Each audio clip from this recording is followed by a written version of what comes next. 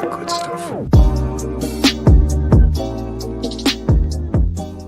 Welcome back, everybody, to Goodwill Podcasting with Connor, Dan, and Stone, your movie podcast that today is talking about robots in disguise, Transformers 1, a new animated movie, the first we've gotten in, let me do the math real quick, 38 years, came to theaters this past weekend.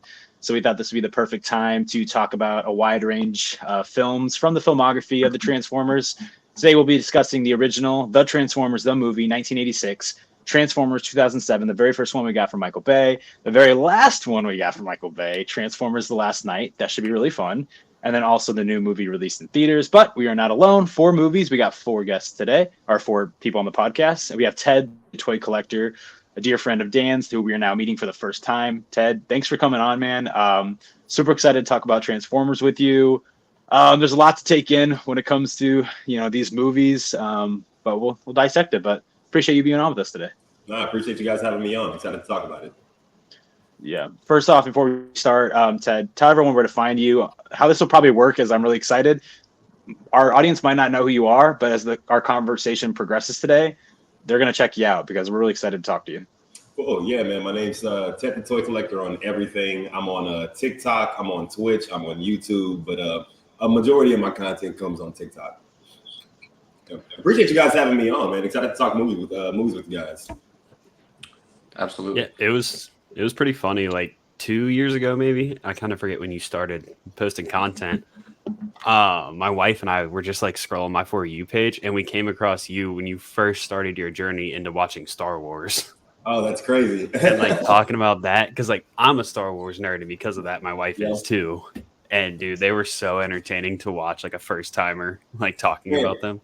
It's so crazy because I always tell people, like, I never in my life thought that I would be talking about movies or shows or anything like that on social media. And if you ask anybody, like they would tell you I'm the last person that they would think would be doing something like this. And like getting into Star Wars, it was so weird how it took off. Like I was bored after work one day, really stressed. And I was like, man, I'm gonna just watch a movie, see where it takes me. I've never seen Star Wars.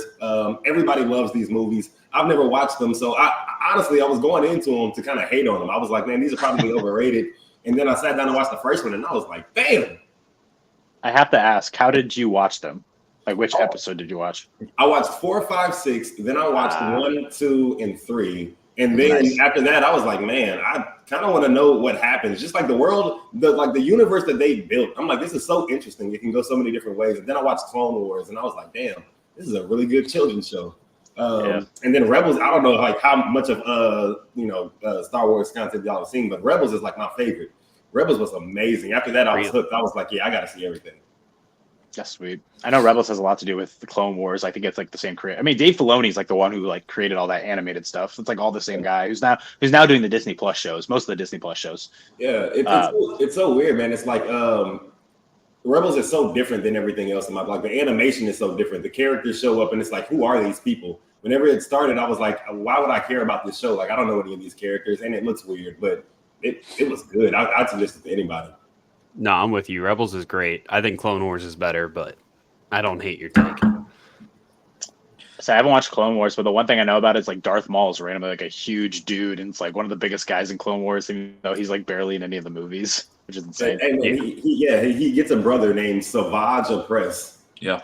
Nice. I think Star Wars really lends itself really nicely to animation, and it gives you so much flexibility, and like there's just so many stories to tell, and that's like kind of my gripe with Disney right now is like, don't be safe with Star Wars. Like, tell weird stories. Like they were talking about that Guillermo del Toro Hut movie that was going to be like in the style of The Godfather. I'm like, do that. Like, oh, that would have been cool. Take chances. Just don't be safe. I just especially when you have a director like Guillermo del Toro connected to it.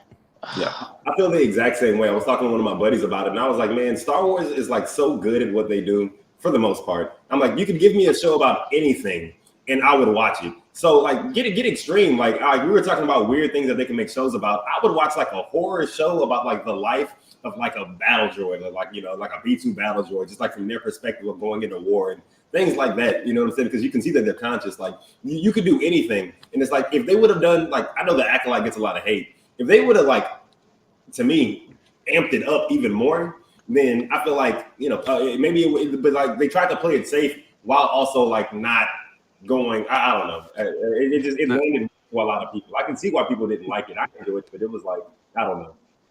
My issue with the Acolyte was just like the continuity errors with like Kiadi Mundi and everything else.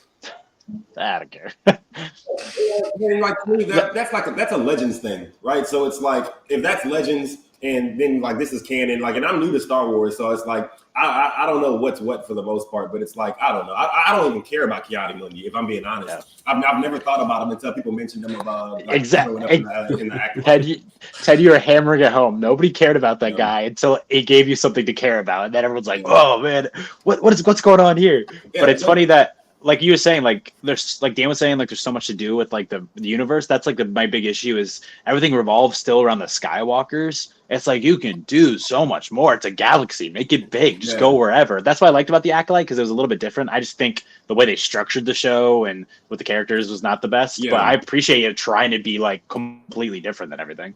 Yeah, I think what Dan said is like kind of hit it on the nail. It's like I don't know why they don't do like more animated stuff, because like you can do so much more with animation. You're not really put into a box. I don't know why they don't. It's like, and when you said earlier today that Transformers hasn't had, you said they haven't had an animated movie in how many years?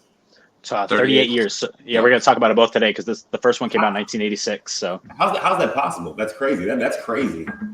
That's why I like animation. You can just do so much more with it. I mean, it's just, if you have a huge story to tell, why wouldn't you try to tell it in animation? And they make money. They make money. Animated movies make tons of money. Inside Out 2 is the highest grossing movie of the year. Yeah, I will say I think there have been animated Transformers movies, but not theatrical. They're all like they were never theatrically released.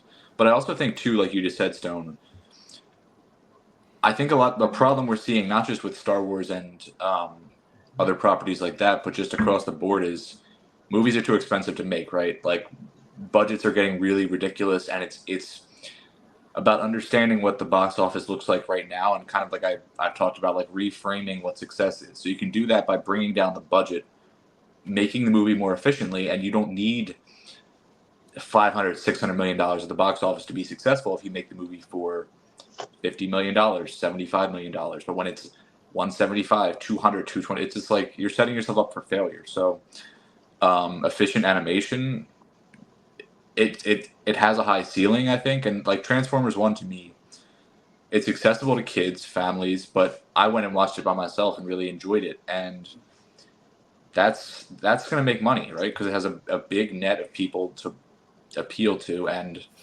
it's just a good movie. So I like animated stuff and like more of it. Well, I was actually just going to say, I mean, this could be a little bit interesting conversation, just talk about its box office before we talk about the movie, but it's actually projected not to make that much, which is kind of sad. It's very interesting because, me and my brother were speaking about it, because it's an animated movie. So obviously that's for children, right? That's the common conception or perception from it.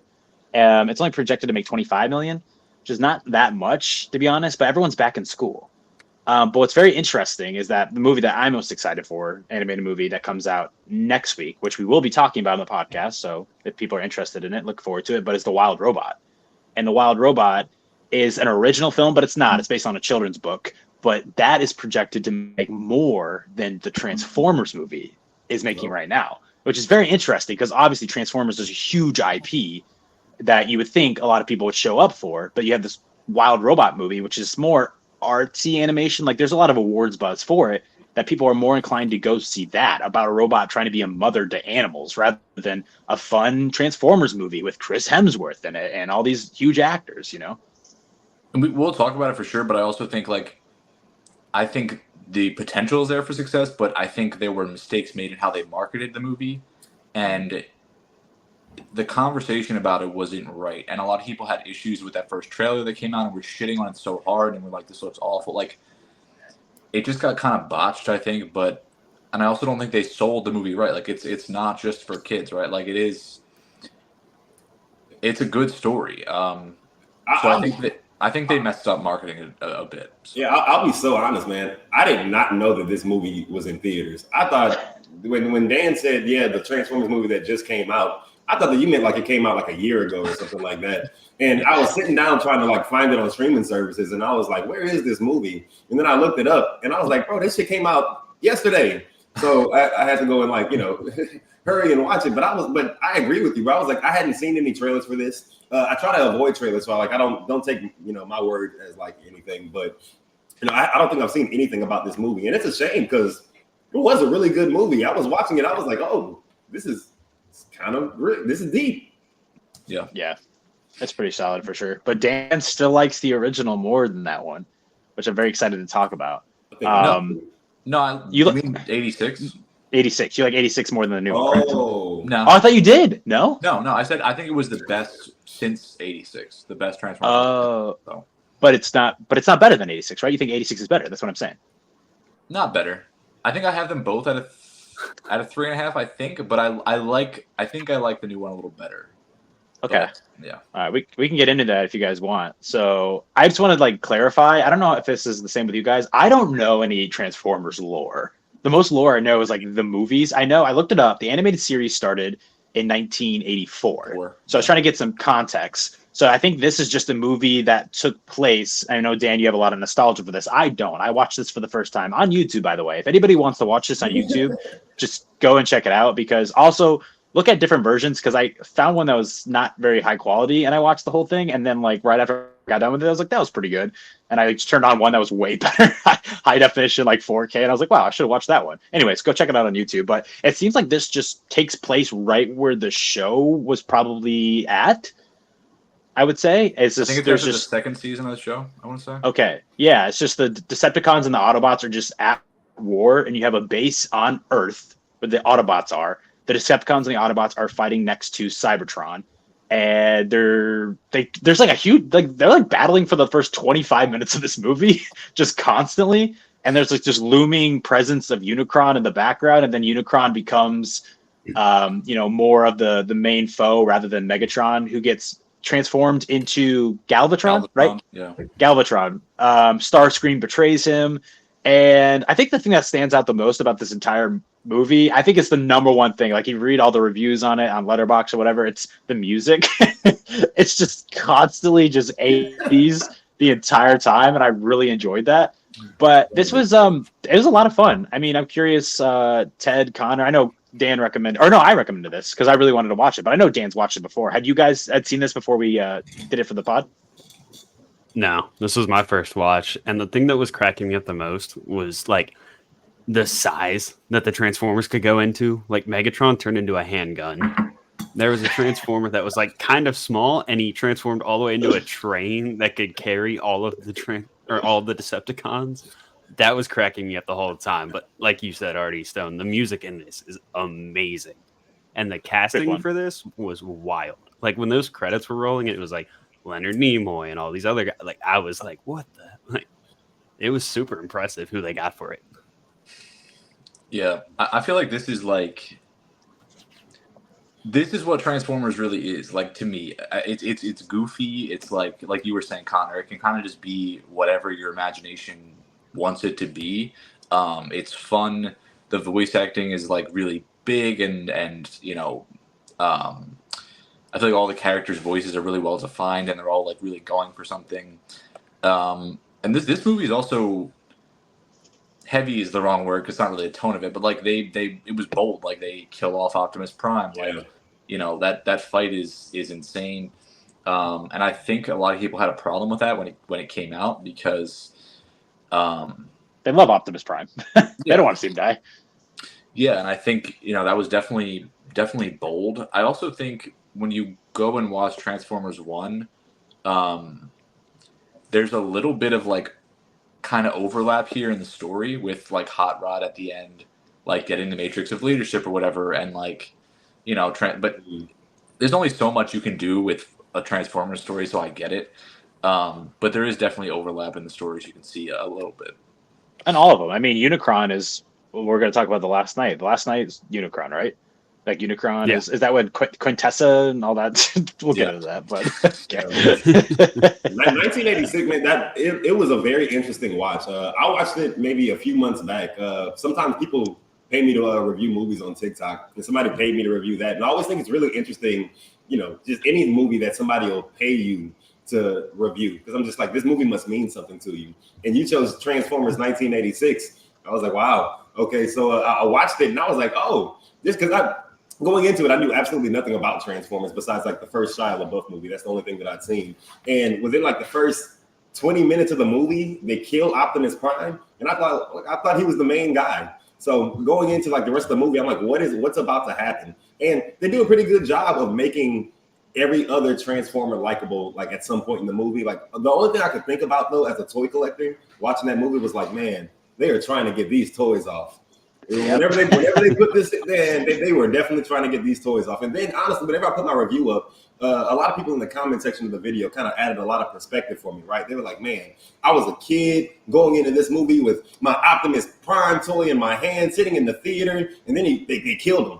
And I wanted to cry. And I was like, man, like what Dan said, like that's bold. That's a really bold thing to do, especially with like, man, Optimus Prime toys must have been moving like crazy, like crack in the 80s, to kill him off and then try and push more toys. I'm like, man. So yeah, I thought it was a good movie though, even though, I'm an adult and, this is a kid's movie that came out in the 1980s. I thought it was solid. Just thinking about it from a critical aspect, I think if anybody watches this, like who's really a big fan of movies and has watched, because I think people who are at least our age, like you said, Ted, it's like watch the Shia LaBeouf movies rather than this 1986 version. I think a lot of people, that'll be the number one thing they think about is how bold it is and how like non-traditional it feels like that they just kill Optimus. And then who's the other one? Rodimus Prime. He's like kind of done for a little bit too, and all of a sudden Hot Rod becomes the main character of this film, and it kind of makes like. I was like thinking about it. I was like, that makes sense. Like how much we've seen the character throughout the entire story, what he's been trying to do and stuff like that. It was very unexpected, but it really worked at the end. I thought it was great. It's like DC killing Superman. So we're going to kill Superman and then and now we're just going to push Aquaman or something like that. Like, well, why not? Well, I mean, on the same page is like, bold move for this. What also threw me off comparing today's to 1986 is like how small of a role Bumblebee had in this movie. Yeah, like, he wasn't the Camaro yet. Yeah, apparently, but I mean, like he has his own standalone movie now. That's how big he's gotten. So it's like just kind of crazy. Like looking at this 1986 one, like he's really not in it a lot. Yeah. I mean, we talked about. Yeah, the dinosaurs are cool. Like Gridlock, and I like the Transformers that can like transform into one huge Transformer, kind of like Power Rangers a little bit. Power Rangers, yeah. Yeah. You see Power Rangers all over this, man. Like, I mean, you see this all over Power Rangers, I guess you should say, but it's funny, like, I feel like Power Rangers was really born out of so much shit from the 80s and, like, that, that kind of camp and, like, just big, ridiculous stuff with the music constantly going. It's, like, very, very similar. I'll say one thing I thought was really interesting too, just coming from the movies that we watched before this, and something that the new movie excluded was the human elements, right? Because we haven't watched the animated show, so you just get in here and there's just a random dad, I can't remember his name, but he's just in space with the Autobots, and his son's just on Earth chilling with them. I was like, that's really interesting. They have some suits. I know Transformers: Rise of the Beasts had that a little bit with Anthony Ramos's character. Like getting on the suit, donning the suit, and he becomes a Transformer. I feel like if you don't watch this movie or even the animated show, you're like, okay, that's kind of ridiculous, but it's already been done before. And I can only imagine watching Rise of the Beast and how cool that would have been to kind of see like a human become a Transformer because you watched it growing up. In a way. I hated that. That was my least favorite part.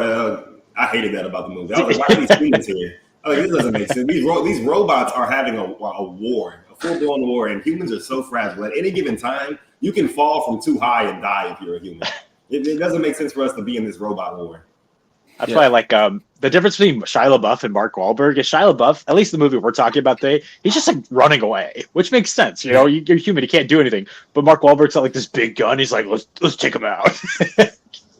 It's ridiculous, and like that kind of fits both them. Like I feel like, yeah. I also think. I think personally for me, like one of the reasons I like this movie and Transformers 1, like I think a lot of times in Bay's movies, the people just like take away from like they're all poorly written and just like not interesting characters and just like they take away from the Transformers, like the things that people are there to see. Like I'm not here to watch fucking Mark Wahlberg bumble around and say dumbass shit. I'm here to watch Optimus Prime beat the shit out of some other robot. Like, it's just we're going to talk about it in a second, but that was my biggest takeaway from, because I have a lot of nostalgia, not for this movie, but for Shia LaBeouf's movie. I watched that on repeat when I was a kid. But now looking back on it and like the critical lens that I have now, I cannot believe how little Megatron is in that movie. He's barely in that movie at all. And that just shocked me. There's so much, there's like more, I don't know, Josh Duhamel and John Turturro just freaking out with Sector 7 than there is Megatron. And I'm like, what are we doing here? Yeah. But also I think Ted kind of touched on it. It's so interesting that I don't know that there's another franchise that's so tied into toys, like to toy sales, and like this, it's impossible to separate the product from the movies, and it's really interesting, and I'm curious to see like how this first movie affected like toy sales and what happened around that. But I don't know if there's another thing that has like toys so firmly tied to it that's been that successful and lasted for this long. You could maybe argue DC up until Christopher Nolan took over. Yeah, because I think Christopher Nolan wanted to kind of get away from like the toy aspect of it, whereas like Batman and Robin was, I think, all those movies were really to that. Yeah, all toys. Yeah. So like I said before, before we started talking about this, like we aren't very familiar with the lore of Transformers. So I'm very curious. I just looked it up. So the toy came out in 1984, the same year as the show. So what came first? Like, would they just release alongside one another at the exact same time? So is it a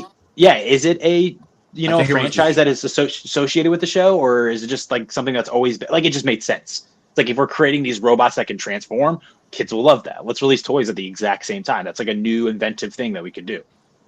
I mean, it definitely seems like that kind of show, movie, whatever you want to call it. I mean, it's probably like the same with like Power Rangers, like Dan mentioned. Like, I know those were like huge at like Toys R Us when I was growing up. I had a lot of Power Rangers growing up. I loved Power Rangers, dude. Dino Thunder was my shit. I actually had some.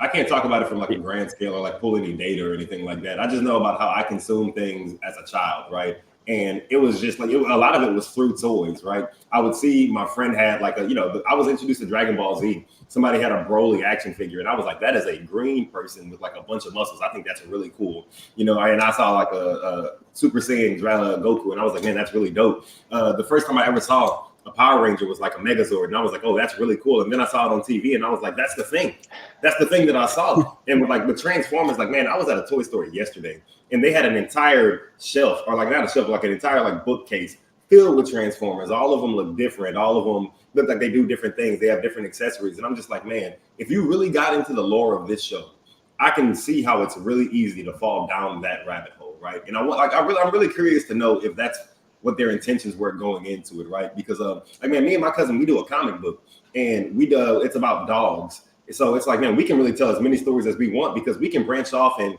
go into a different dog, and this dog can have abilities, because there's so many different dogs in the world. And like with the Transformers, it's the exact same thing.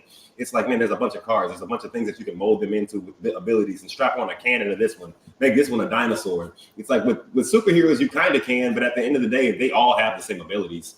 It's like recycled and reskinned. Yeah. Ted, really quickly, go ahead, Connor. Okay, I was gonna say, on like the toy aspect, and you were talking about your childhood, I think the number one toy that I loved growing up that I found a show there was afterward was Bionicle. Yeah. Oh man, that's a throwback. Wow. Yeah. I love those. You just made me feel old. I haven't seen that since like elementary school. And that had like really cool lore and stuff too, like comics, and like it was sweet. I was gonna say really quick, Ted, the comic or the thing you created, right? Like, what was that process like? And do you do, like, are you doing the art for that, or like how do you guys break up like the work there? I thought that was really interesting. Yeah. I was curious. Yeah, man. So my cousin invented the comic book, came up with the idea for it and everything 15 years ago when he was in prison, actually. So he's always been a big dog person. He's always been in love with dogs. He's a dog expert. He trains dogs, does all that. He's actually a dog like savant. You ask him anything about a dog, he can tell you. Any breed, he can look at a dog and be like, this is what it is. It's crazy. He actually has a certification that says he speaks dog. I'm telling you, I stress it enough. But so he was cutting my hair one day in my garage, and then he was like, hey man, I also have a comic book. I was like, what? He's like, yeah, I drew it when I was in prison. So he shows it to me, and I'm like, man, this is really good. And, I'm reading it. I'm like, dude, you should do something with this. So I thought that putting the comic book out would be easy if he already had one created. Turns out it's not. The process of like actually putting a book out from start to finish, even if you already have it drawn, even if you already have the story, is ridiculous, man. So it's like we took what my cousin had in his binder and we were like, all right, let's figure out how to make this digital. And man, he didn't know how to do graphic design work. I didn't know how to do graphic design work. He ended up having to teach himself Photoshop just to do it. We were looking for artists, but man, artists are expensive. So it's like most people are charging around like $15 to $20 a page. Well, if we have a 56-page book, that's $1,000-something that's coming out of our pocket. And then we made a bunch of mistakes along the way. We were like, okay, we also need to work with a publisher to get our book published. If anybody's watching this that wants to put a book out, don't do that. Don't self-publish. It's so much cheaper. You will get hit over the head for no reason. We paid $3,000 for a process that takes $500, like tops. It's crazy. But the process was pretty difficult. But I feel like now that we've gotten some motion going, it's like it'll be easy to kind of repeat now that we got the first book out. But putting the first book out was such a drawn out process. It took like from the moment he showed it to me to getting it like launched in April, I think it took about 3 years. Damn. That's super impressive, though. Like a learning process too, right? Though, like you're figuring out how to do so many things for the first time, and then once you have that, like you can just keep moving. So that's incredible. That's really cool. Yeah, appreciate it, man. Yeah. Congrats for sure. Really, really quickly to answer the question. So basically, Hasbro in '83 sent someone to Japan, and they were working with this company called Takara, and they basically together created the toy. So the TV show was created as like a supplemental entity to help promote the toy sales. So the toy itself did come first, and it was this collaboration between Hasbro and Takara. So I'm glad you brought that up again, because I'm surprised that this came from Japan a little. Yeah, very much. It feels like anime. I mean, that's when anime like really picked up in Japan, is in the 80s. So I feel like you can feel that a lot. And I mean, Western animation feels more reserved, where anime and Eastern just feels like more, I don't know, like expanded in a way. Like it feels very bold, like what they can do with what they've created. So I feel like Transformers kind of fits that a little bit. So I feel like the show really works with that. I feel like the 1986 movie, now that you've said that, Dan, going back, like looking at it in hindsight, it feels like a movie that they were really just trying to push like a bunch of different things in. I feel like every Transformer got like enough screen time for somebody to walk away and be like, that's my favorite Transformer. So now that you've said they made the show to sell the toys, it feels that way. Yeah. I wanted to ask you guys, I'm glad you mentioned that. I was going to say an interesting prompt, but I guess at the beginning, but I guess I could say it here. Well, I guess we're like children here, but I was going to say, what Transformer stands out to you besides Optimus, Bumblebee, and Megatron? Like, who is the one guy out of these 4 movies where you're like, that guy's pretty cool? Man, that's something I was struggling with, man, because like you got to remember their names. You got to remember the names, right? That's one thing, and then I'm like, also, man, like the first time I saw Megatron, he turned into a gun. I'm like, that's gonna be hard to beat. But aside from that, I'm like, I don't like to take like a cop out answer from the movie that we just watched, but I thought Sentinel was pretty cool. Yeah. That was dope. I also like Starscream. Like Starscream is so ridiculous and like like he's just a preposterous character. I think he's funny. I like it. I guess I'll just go Gridlock. It's so funny watching Gridlock in the 1986 and then seeing how he looks in the Michael Bay version. It's so like metal and hardcore. Just like Gridlock was just a big goofy guy. Yeah. Is it Gridlock or Grimlock? I guess I've been saying his name wrong. I think it's Grid. It's Grim. Grim? Oh, it's Grim? Yeah. Oh. Gridlock kind of sounds better. I'm not gonna lie. Yeah, I only because all I can think about is like the 1986 movie. He's like Grimlock. Grimlock. Like, oh man. It's so funny to see him in that and then see how like serious Michael Bay takes him. It's just like some hardcore T-Rex. It's so funny.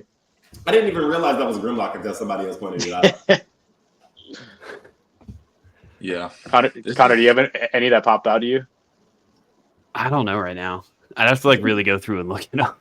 The first one that came to mind was Jazz, but I think I need to go me back too. through. Me too. I was gonna say that's such a. I don't know if you guys want to talk about Michael Bay's Transformers yet, but I always remember Jazz just being or Megatron taking Jazz and be like, "Come here!" It just like rips him in half. Yeah, maybe. I think that's why I picked him, is it was so memorable. Oh my gosh, he's just a little guy. Nobody was a fan of the Ghetto Bots. Man, Michael Bay is just. There's so much wild shit in his movies, out of pocket, racist ass shit in his movies. It's pretty wild, but and then one of the Ghetto Bots was SpongeBob. I was like, man, this is so much happening right now. Yeah. Yeah, but like we said, this like really emphasizes the humans a whole lot with Sam Witwicky. I think Witwicky is a very memorable last name, just a memorable character name. But anyways, so yeah, the Transformers come down. There's all this stuff in the Middle East with Josh Duhamel and the soldiers. That's where the very first Transformer pops up that we see in the story. And Sam Witwicky's there. Okay, we were talking about it before you jumped on, Ted. The thing about Michael Bay movies is there's so much information put into them. That's what I like about the Transformers, the movie. The story's really simple. It's just like Decepticons, Autobots are just fighting, and you got Unicron in the background. That's basically it. But this is just like, it's hard to think about the fact that Sam Witwicky has a grandfather, and his grandfather is the one who discovered Megatron. But he kind of didn't discover he did discover Megatron, but then he like touched a random part of Megatron and then got knocked out. But then there's like something on his glasses that tells people where the Allspark is. It's so much. And then that's the files that the Decepticons are trying to get. And it's just, there's so much information packed in this movie. But yeah, like I said, I watched this growing up. I have a lot of fond memories of it. The one thing, I shouldn't say this, like this is going to be public, but there's Sam's mom asks Sam a question if he was doing something, a little activity, and like peeks into his room.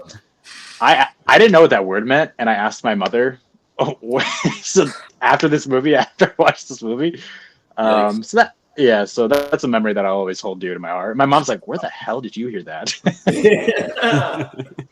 I was like, "Transformers." In the movie you let me watch. You bought it for me. I was a young guy. But what do you guys? I have a lot of nostalgia for this movie. I think something different is I think this movie, the graphics look really good. The CGI looks really good, and that's something different than The Last Night. The Last Night does not look good, especially that little butler guy. He looks terrible. And it's all about something that really adds a lot to Michael Bay's style of filmmaking. He loves lens flares. He loves lighting. And I think when you have an object that you're digitally creating, like a transformer, that's very reflective, that really lends to very good CGI. And it very much blends with Michael Bay's style of filmmaking. They go and coincide really well together. But yeah, Michael Bay's all about action. If you watch the rest of the Transformers movies, it's just nonstop. And the ending is really great at this. It's just nothing but mindless action. But like I said, big issue for me is just not a lot of Megatron. Too much humans, not a lot of Megatron. And that's like the big issue that a lot of people have with these movies. Yeah, I'm with you though on like the whole nostalgia side of things. And like there isn't enough Megatron, but I also love the design of Megatron in this one. Yeah. On the nostalgia thing, though, I remember like one of the reasons I also loved this movie, which just kind of amped it up for me in my childhood, was Josh Duhamel was in this, and then he's also the person who's on the cover art for Modern Warfare 2. Military propaganda. He was all about it, my guy. I mean, yeah, but like that was my favorite video game, maybe of all time. Man, I guess I just hadn't seen this movie in like too long because like all the things that I thought would be nostalgic just weren't. Like Tyrese popped up, and I was like, "What the hell is he doing here?" Tyrese, and he's one of the main characters in this movie. I was like, "This is a real 2007 movie. It doesn't feel appropriate for him to be here." I'm really bad about like once a celebrity does something in their personal life that I think is just like if I get secondhand embarrassment watching it, I can't watch you and not see that anymore. So every time I see Tyrese, I just think about that video of him breaking down. He's like, "I just want my baby." I'm just like, oh man. And then like, I don't know, like the other things didn't really land well now that I'm watching it again as an adult. Like when it comes to Transformers, bro, it's like it's robots fighting. I don't need much I don't need a big elaborate story. Like I don't need Sam's grandfather being going to the Arctic Circle and getting. I don't need that, you know. And like you said, there wasn't a lot of Megatron in this movie at all, you know. And then he's one of my favorite characters. So I like in looking at it in hindsight, I'm like, yeah, it's a good movie, but you know, just hear you say that you don't need Sam's grandfather, and then watch how much they emphasize the wiki lore in The Last Night is just so great. Oh man, like they start the movie with him like pushing his grandfather's like artifacts in class, and like you know it all starts with like an eBay listing. All I could think about at the time, I was like, man, I wonder if eBay paid them. Like how much did eBay pay to get this product placement in this movie in 2007? Oh, and there's product placement heavy in the entire series. Like it's nonstop with vehicles and other stuff too. Yeah, and I think the vehicles are usually GM, like brands. So like Chevrolet, and I think Buick is GM, and then like the Decepticons are like Ford. Like not brands that Michael Bay. I don't know. It's very interesting to like decide which cars are going to be the good guys and which one are going to be the bad guys. Ted, I released a video about this a couple days ago that did actually pretty well, but it's the fact that the Camaro was actually discontinued when this movie came out. And Michael Bay, they were designing a new Camaro model, and Michael Bay like went to GM and saw what they were doing and was like, I want to use that for Bumblebee. And he put it in the movie, and obviously everyone fell in love with it because it's associated with Bumblebee. But then the actual vehicle didn't come out until 2010. Yeah. So in a weird way, I feel like this really brought back the Camaro. Like without Transformers, who knows if the Camaro would have been as popular as it was. Maybe it would have discontinued again. But then you have every single subsequent film that has a brand new Camaro in it, and it just keeps on promoting it. Now, what Connor's about to say is that the Camaro actually discontinued again this year. And it's funny because what do you have that happen this year? You don't have a live action Transformers movie. You have an animated one that doesn't promote the Camaro. And all of a sudden, there goes the Camaro. It's discontinued again. So I just think that's really interesting. Well, and the last product placement. The Last Night. Yeah, pretty rough all around. But yeah, product placement with the Mountain Dew. We got the Mountain Dew bot shooting people. And then also there's Bud Light somewhere in this. There's always Bud Light. I can't, especially in The Last Night. I remember that one. I also wanted to say, Hugo Weaving does the voice for Megatron. He's awesome. Like voice acting. Yeah. I have a really, really big appreciation for voice acting in general. I think it's like legitimately like an art. Like I think it's really tough and like can almost be more difficult than like regular acting, because I think a lot of people, I think when they're acting, and even some great actors, like a lot of them are kind of just always being a slight variation of themselves. But I feel like when you're doing voice acting, like you're genuinely just becoming something else or someone else, and like it's interesting to me. But Hugo Weaving is awesome, and I really enjoy his Megatron. I think this movie, like you said, Stone, does look really good, and there's just sequences that just you always remember, like the sequence in the desert with the Decepticon that comes out of the sand. It's sick. It's really good. And the way they did that was all practical. Like they were using like genuine, like legitimate explosives underneath the sand, and that was dangerous as hell. And they basically told the actors like, you guys need to just run when you're doing this and literally don't stop at all, like because people could have been killed or hurt really badly in that. So it was definitely like a bold kind of risky production, but all that practical stuff is really cool. And I think as these movies push forward, it's a lot more CGI, a lot more green screen, and it's just like, man, this looks like shit. I was gonna say one practical thing that sticks out to me is and I remember this on the Blu-ray features or the bonus features of my Blu-ray that I had, is that there's the sequence where Optimus Prime fights that one. It's like a tan-looking military vehicle guy who's got like that little claw that he's like trying to grab Optimus with.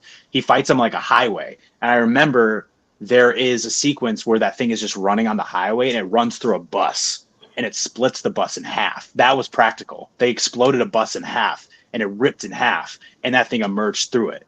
So the bus itself is actually real, and they just CGI'd but that's like the very first practical thing that I think of when I remember watching the bonus features growing up.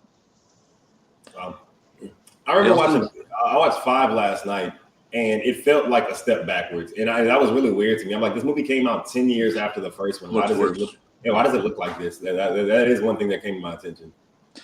I was going to say, we were talking about Megatron in the original 86 film. he transforms into like a Walter P-38, and they thought about doing that in this movie, but they were like, they felt like it was ridiculous. Like they wanted him to be like a Darth Vader level villain, and they were like, to have him transform into a weapon that like someone else picks up would be like having Darth Vader transform into a lightsaber and then like someone else swings him around. So that's fair. To make him more badass, they kept the like jet thing. But I think that's cool. I'm glad that they did that because he feels very menacing. Yeah, I mean, I think what you said about his voice earlier is spot on, man. It's like you can't hear a voice like that and then have him turn into a pistol that somebody else has to hold and use, right? And I like, honestly, the voice is it was kind of like a step back for me in Transformers 1, like the newer one that we just watched. Yeah. To me, it felt like people talking. It didn't feel like the voice actor thing. It felt like they just cast popular actors, and then like it's like I can hear this person. I'm like, oh, that's who this is. This is Chris Hemsworth. You know, it's not like this is Megatron. And I feel like a lot of the lines would have landed 10 times harder, especially Megatron's in this newest movie. But we can talk about it later. I will say I think Brian Tyree Henry was the best voice actor in the movie. And I feel like they tried to like amp it up as it went, and they really wanted to differentiate like who Megatron was at the beginning and like what he becomes and like how he changes. I feel like they did kind of ramp it up. But it is definitely jarring because a lot of these performances are so big, and it was definitely a more dialed back, like human voice. So I do get what you're saying, but I did like what Brian did. But absolutely valid what you're saying too. And it's also tough, man. Like when there's so much history in these performances and like in these voices, they're big shoes to fill. I was thinking the same thing. It's like Peter Coleman is 83 years old. So someone's eventually going to, thankfully he's still with us, but someone's definitely going to have to eventually, you know, voice Optimus in the future when he's, you know, no longer wanting to do it or able to do it. And I think Chris Hemsworth is an interesting pick. He's got a very unique voice. It's just Chris Hemsworth, but I didn't think it was the worst thing in the world, but also it didn't seem like I do agree, Brian Tyree was just something a little bit more special. And I think it just lends to the character as well. There's more fun you can have with that. Someone who's like turning to the dark side, like throughout the movie. But I think Dan talks about this a lot, and I feel like we can't talk about this movie without mentioning it. There is a lot of, you know, racism and also military propaganda in these movies. Michael Bay's all about it. And I remember, I was gonna say, Dan talks about it a lot. Movies that aren't necessarily Transformers too. And he's really good at observing stuff like that where I might be a little bit oblivious to it.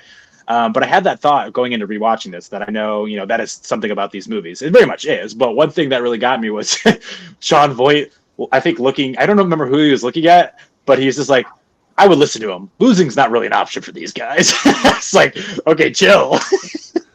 Yeah, John Voight is such a dickhead in real life too, so that's crazy. But I also, a lot of these people just aren't that likable. Like, I made a whole video about this. I think Megan Fox's character should have been the protagonist for all these movies. She's like capable.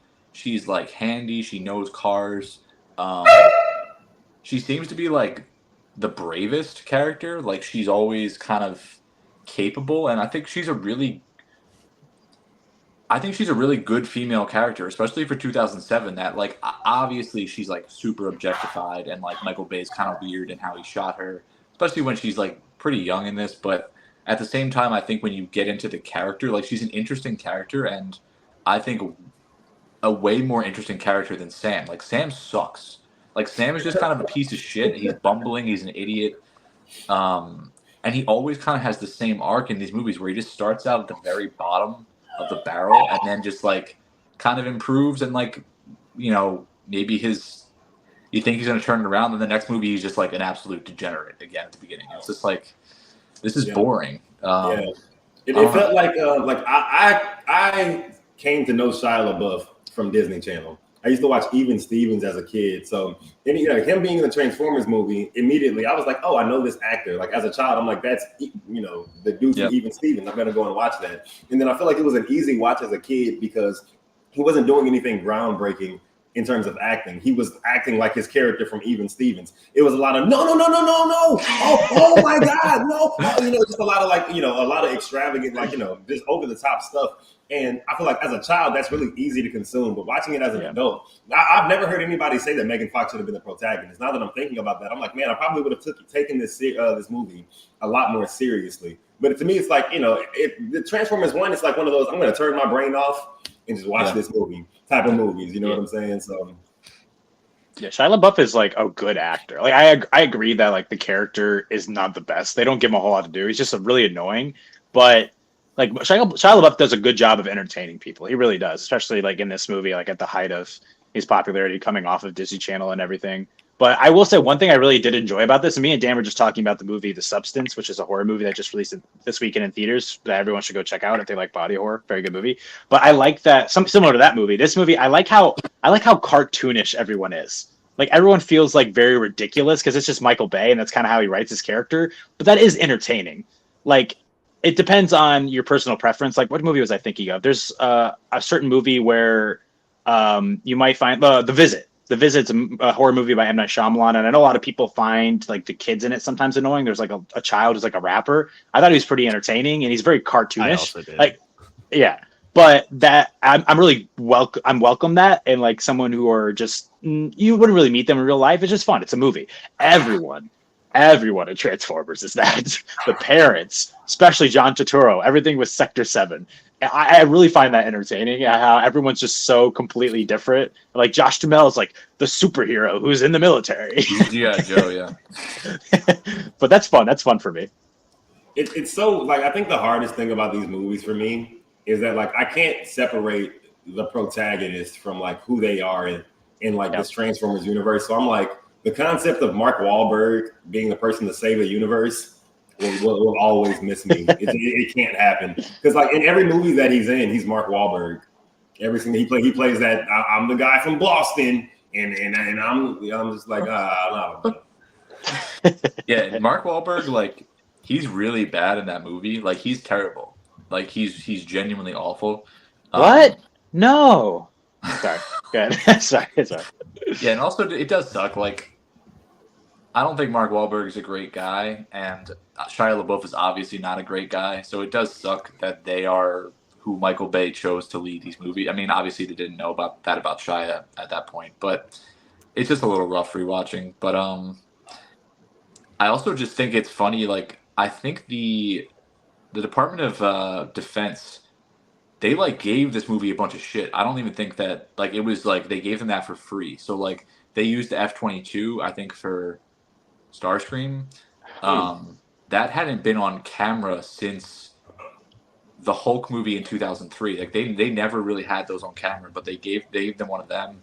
They gave them a bunch of shit to use, and I think they gave in exchange for that, like a bunch of those people got and like soldiers got to watch the movie early, like for free. That's cool. But it's a big, heavy military movie, and Josh Duhamel, like, I think his character's a little annoying. Like, I don't know, but I like Tyrese. You just reminded me of it when you said F-22s. I texted Dan about this when I rewatched this movie because I knew he would find this funny. But something that popped out to me on this rewatch, like I said, a lot of nostalgia, but just look at it through a different lens now, is that the fact that the main mission at the end of the movie, how they're going to get the Allspark away, is by putting it on a helicopter. And I told Dan, I thought about it. I was like, none of the Autobots can fly, and three of the Decepticons can fly. And I'm like, Yeah. I don't think this is a very good idea. But whatever. Also, something that was interesting that I would like to do some research on is just obviously watching. I can't remember what order I watched all these movies this past week, but Transformers 1 and the original Transformers that we just got done talking about, is they call it the Matrix of Leadership. But in this, it's called the Allspark. It seems like the exact same thing. I'm curious if they didn't call it the Matrix because of the Matrix. I think it's a separate thing. Okay. Because the Matrix of Leadership is in a later movie. Of Michael Bay's? Yes, I'm like 95% sure. I'm pretty sure Dan's right on that one. Oh shoot. Okay. They always got to have some MacGuffin that they're always just trying to get. It's the one with I think it's Revenge of the Fallen. I think. No, because I think you might be right. Because I know in Revenge of the Fallen, the second movie after this, they have like a little chip. They have a little chip of the Allspark, and that just starts everything. That movie, fun fact, like that movie is shit. The second movie because it was made during the writer's strike. There was a writer's strike when Revenge of the Fallen was made, and they just shoved the entire thing together. And they're like, basically the studio's like, we have to put out a movie, and it's terribly written because there was no writers. Wow. That's basically the gist of it. Yeah. You know what? Looking at the movie that I just watched it 2 days ago. I can see that because I'm just like everything that I think that they did really well in one. It's like they were trying to do it in two, and it just was not happening.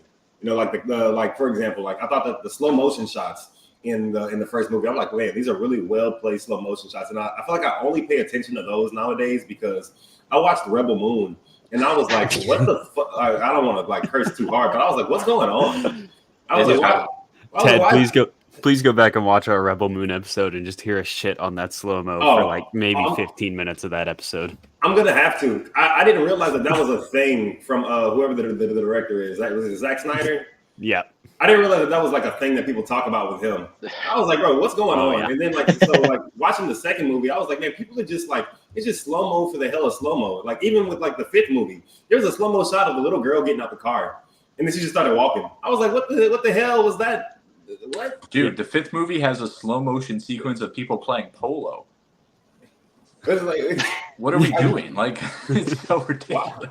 Why? It's really interesting hearing you say that, Ted, because I feel like some common thought online is people just hate to hate, right? If people know that Zack Snyder's thing is slow motion, obviously they're going to go into a movie already hating it because they hate the slow motion. But it's fun to hear that from your perspective, someone who didn't know that was his thing, watching a movie and being like, what is this? What are we doing here? I finished watching that movie and I was like, Zack Snyder did this to me. I Googled it and I was like, how many Zack Snyder movies have I seen? And I was like, which one of these do I like?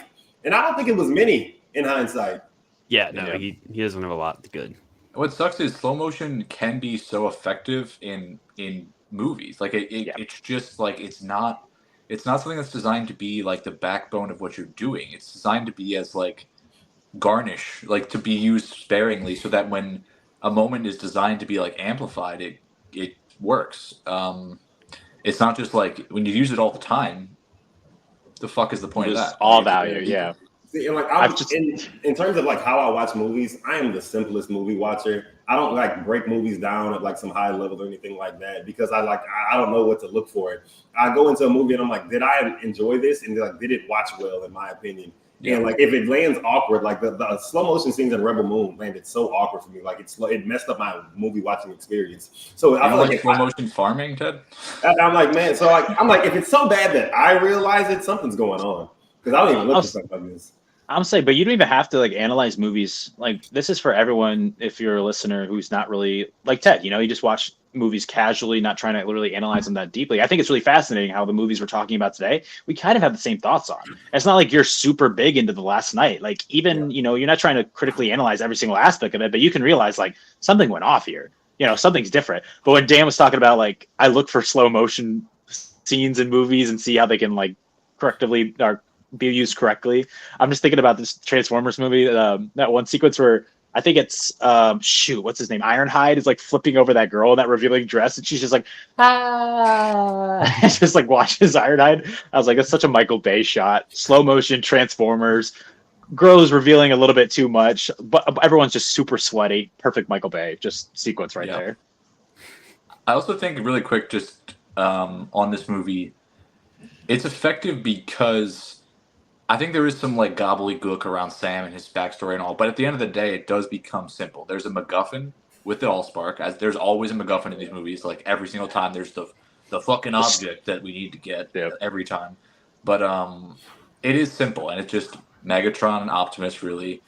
There's a clear objective, and I feel like you also see a lot of collateral damage in this movie. Like it feels like these people are just in a situation that's totally out of their control. Robots are just fucking up the city, and like, you just see the scale of this conflict, and it's like pretty effective, but it's simple. It's good versus evil, and it's just good voice actors and good action, and it looks cool, and that's what makes it enjoyable at the end of the day. So, and John Turturro being funny.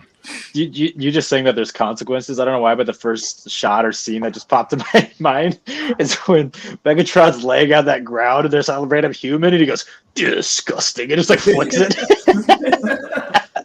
That is, see, Michael Bay's like humor in this like works a little bit for me. Like there's some stuff that I'm like, that's pretty funny. But then like the last night, I didn't find like barely anything in the last night funny as all. And like I said, John Turturro is such a cartoon in this, but it's John Turturro. He's a really good actor. And I like his accent that he's putting on, and he's just like he's really good at just being theatrical, like with his performance.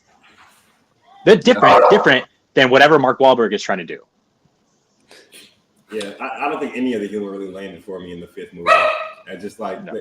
I don't know. It was something about it. I was just like I don't. And then like honestly, the little girl being there, kind of just like it didn't really make sense for me either. I was like, it doesn't really feel like they've made a relationship between her and Mark Wahlberg.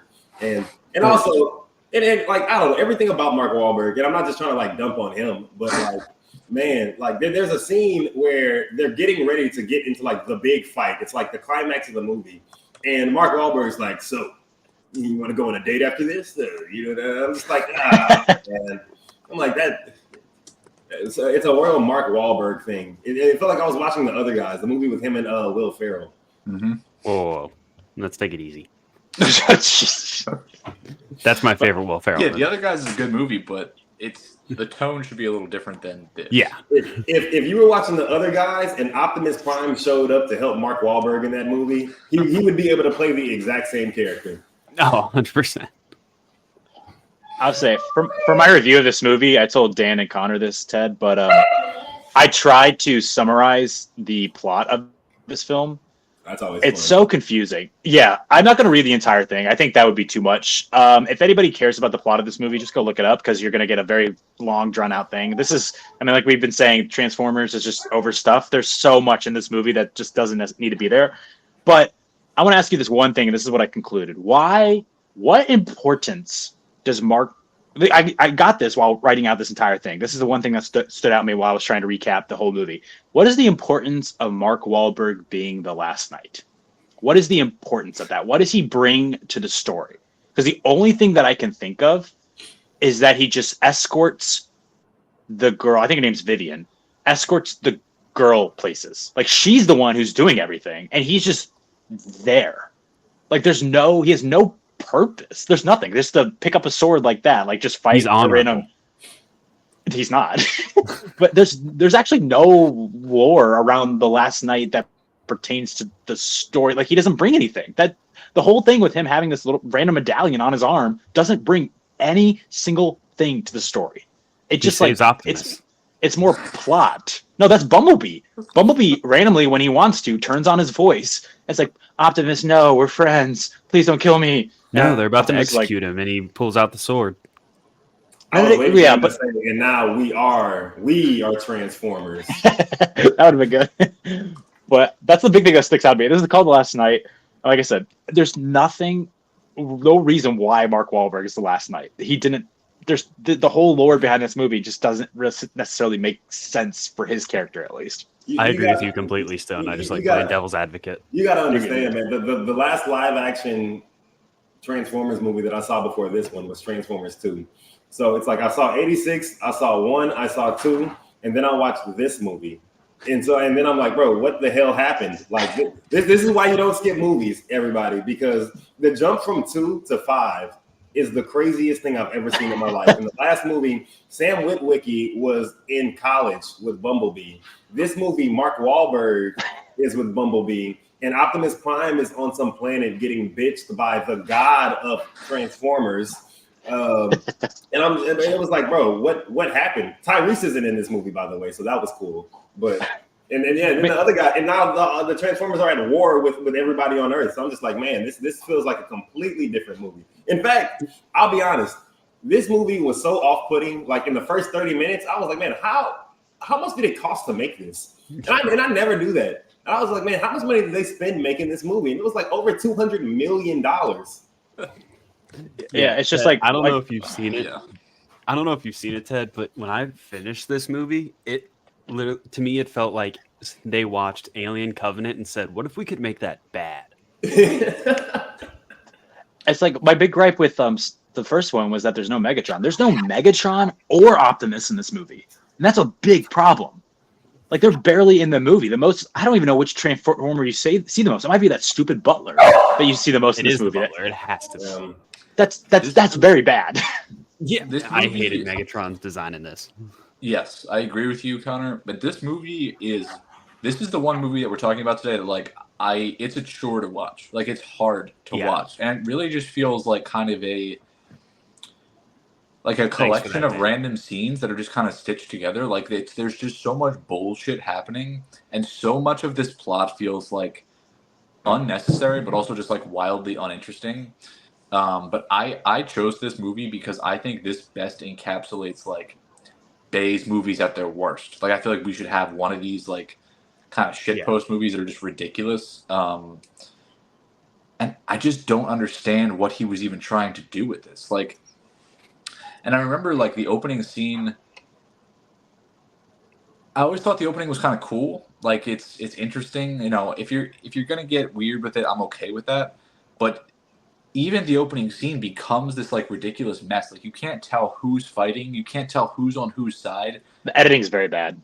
Like you have no idea what's going on, and then just this dragon appears and just like falls into the battle and kills a bunch of people, and then it's just the scene just ends, and I'm like, what are we doing? Like what just happened?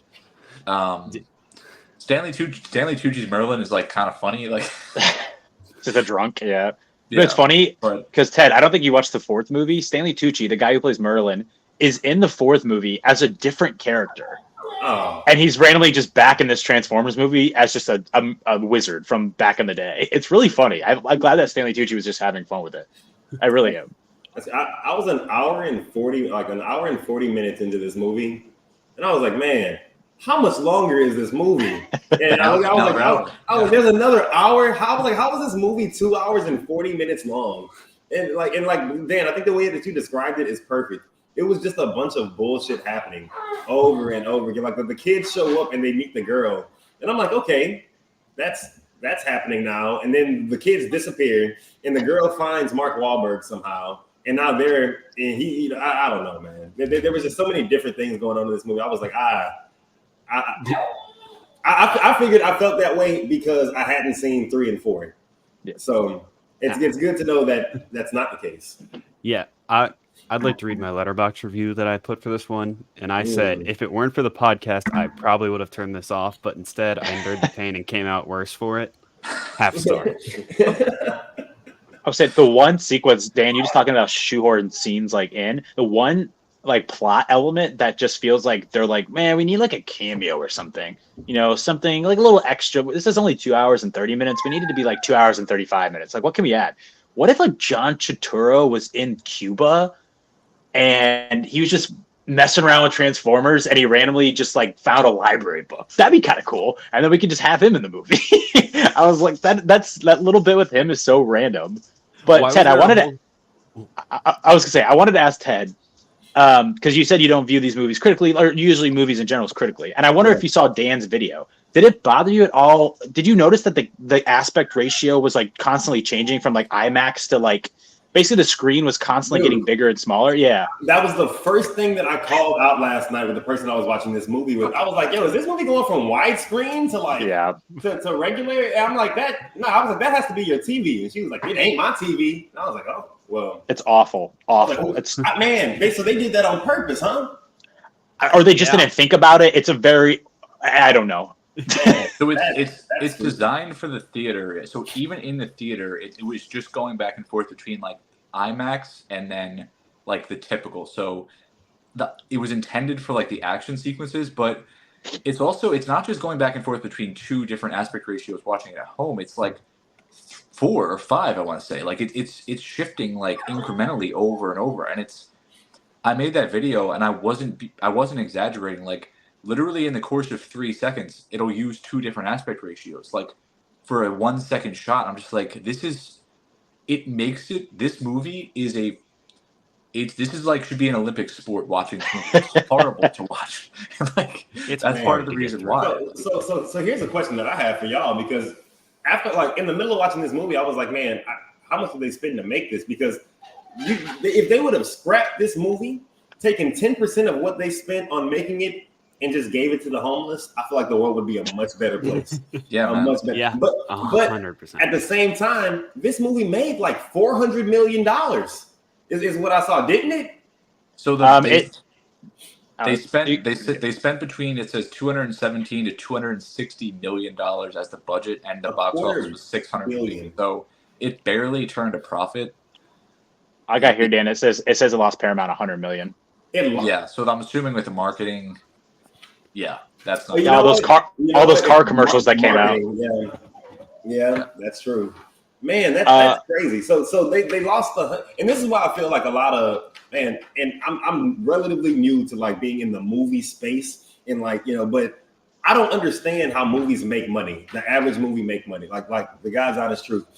I don't see how you can spend, like Dan, you were talking about this earlier. How can you spend $250 million on a movie and expect so many people to go and see it that you're going to make that money back? $250 million is a lot of money. And you just said that they lost $100 million on this movie. Who the fuck needed this movie? Nobody.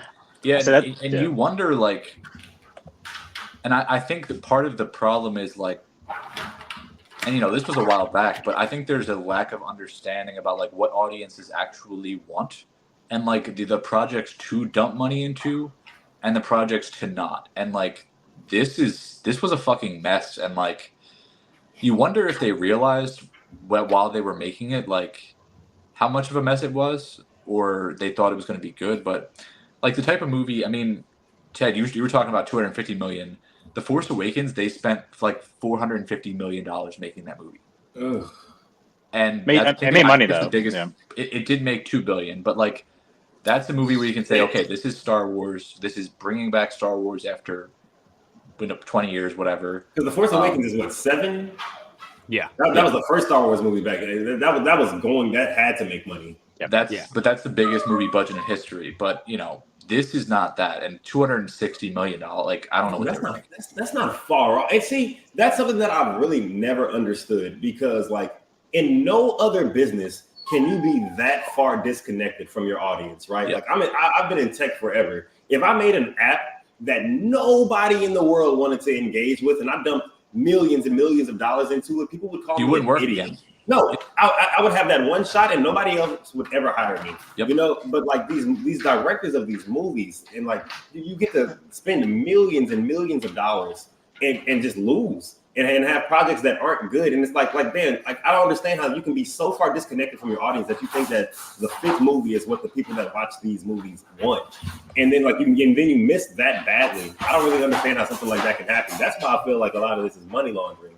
Because it's like everybody that's coming together, the suits in the offices that are like, hey, we need to turn a profit with this movie.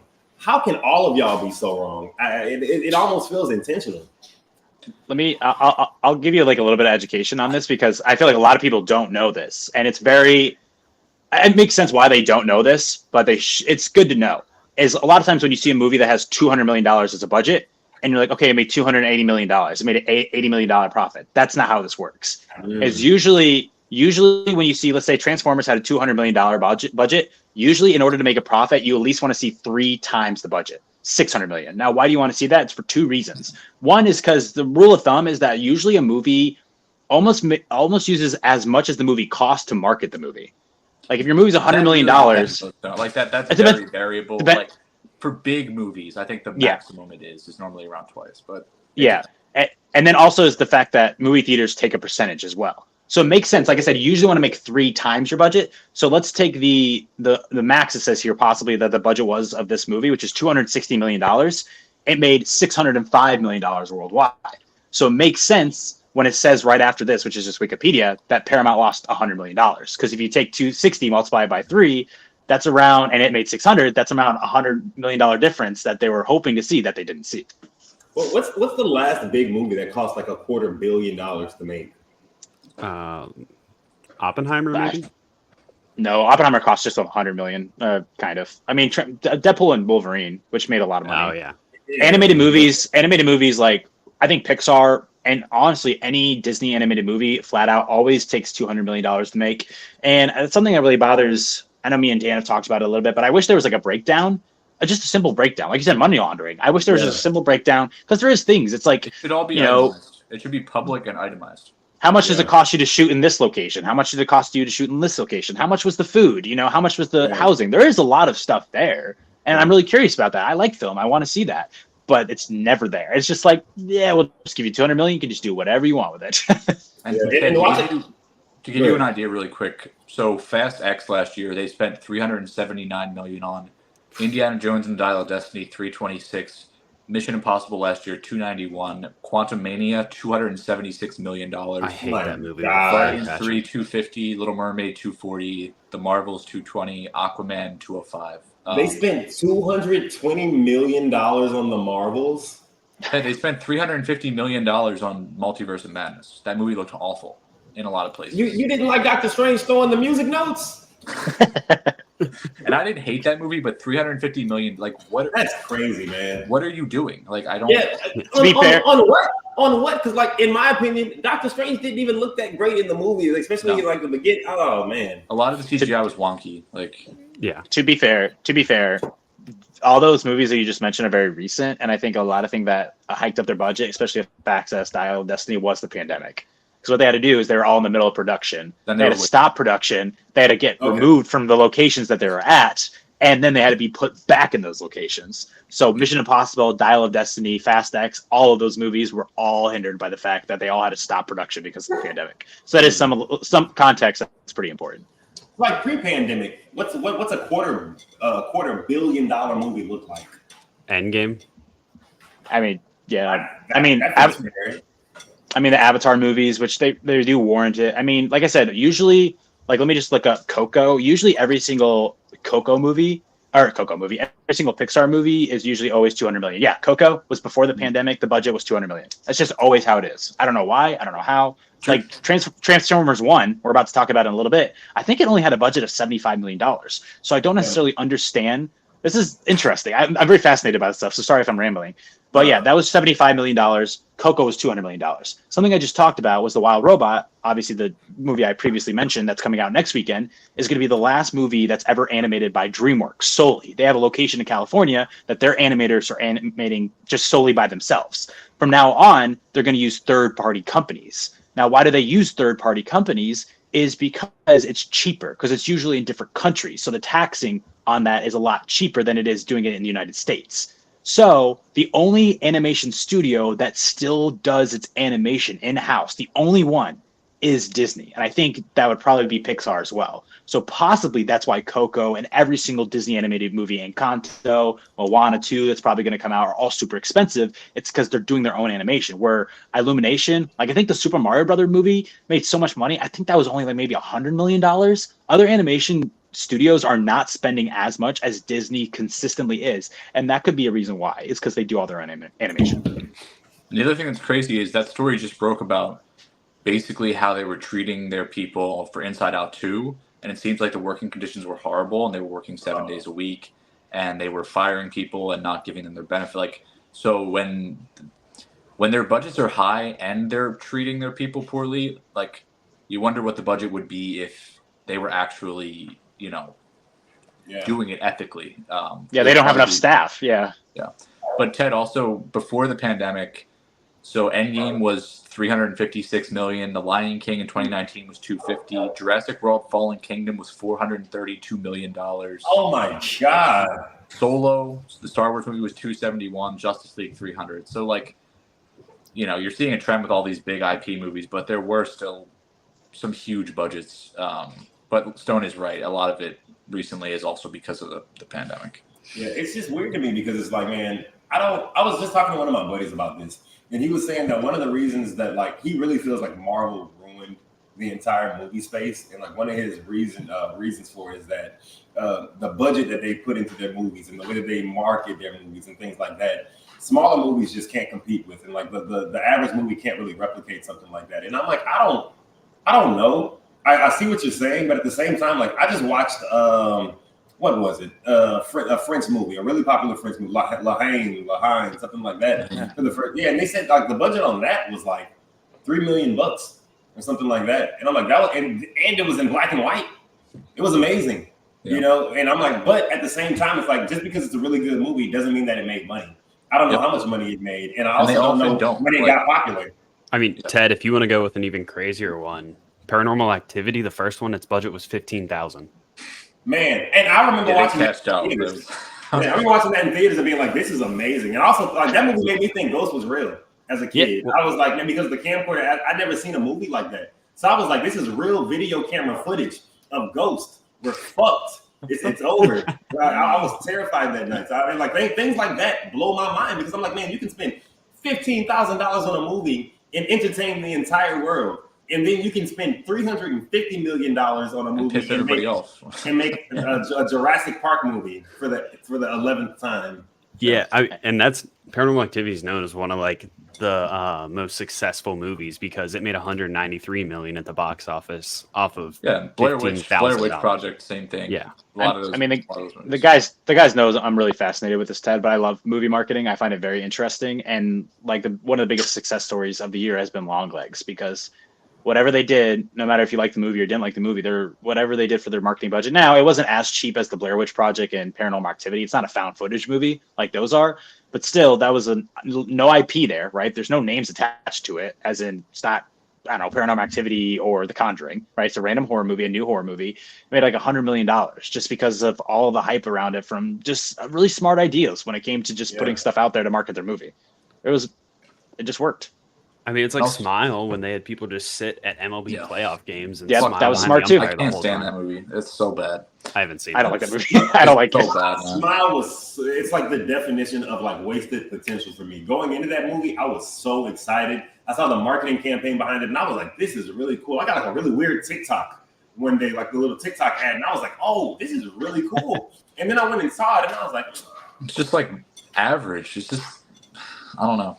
You said you don't watch trailer. I would say Ted doesn't watch trailers. Like the one thing for Smile for me was everything in the trailer was basically shown in the movie, except the last 10 minutes. That's every movie, man. Like I went to, I forget the movie that I went to go see in theaters, but it was whenever like Gran Torino was coming out. And I never played the game, so I was like, oh, this could be a pretty interesting movie. And then I watched the trailer and I was like, man, that was a pretty interesting movie. I just watched it. The entire thing. I thought the same thing. I actually think it's worth the watch.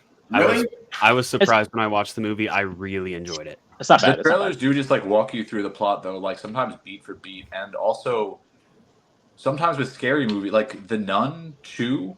Was that last year or this year? That was last year. Dude, the good scares in that movie were in the fucking trailer. Yeah. The newspaper, like, and why use that? Like, don't you want to? I understand maybe you want to hook people, but if you have nothing more than what's in your trailer, you're going to upset your audience because they're going to say, okay, the best parts of the movie I already saw. Like, that's the thing with Longlegs. Longlegs didn't show Nick Cage. The marketing didn't show Nick Cage. They're like, go ahead and see this terrifying person. You know, that was just a good idea. Everyone just was like, well, now I got to check it out. It build up the expectations too, so that you get hype and you also get anti-hype. But the anti-hype people that are like, oh, I thought it was going to be scary, but it was. But like they're still talking about the movie and it's still just generating conversation. It's effective. But really quick, Ted, I wanted to say you were talking about how do people still get chances. I think it's really egregious with writers. Because if you can't fucking write, you can't fucking write. You're not going to wave a magic wand when you're 40 and somehow be able to write a good movie. Like the dudes that wrote the team of, I think it's a duo that wrote Madam Web, same two fuckers that wrote Morbius. Why do you get another chance when you write Morbius to make another movie? And do you think it's going to be good?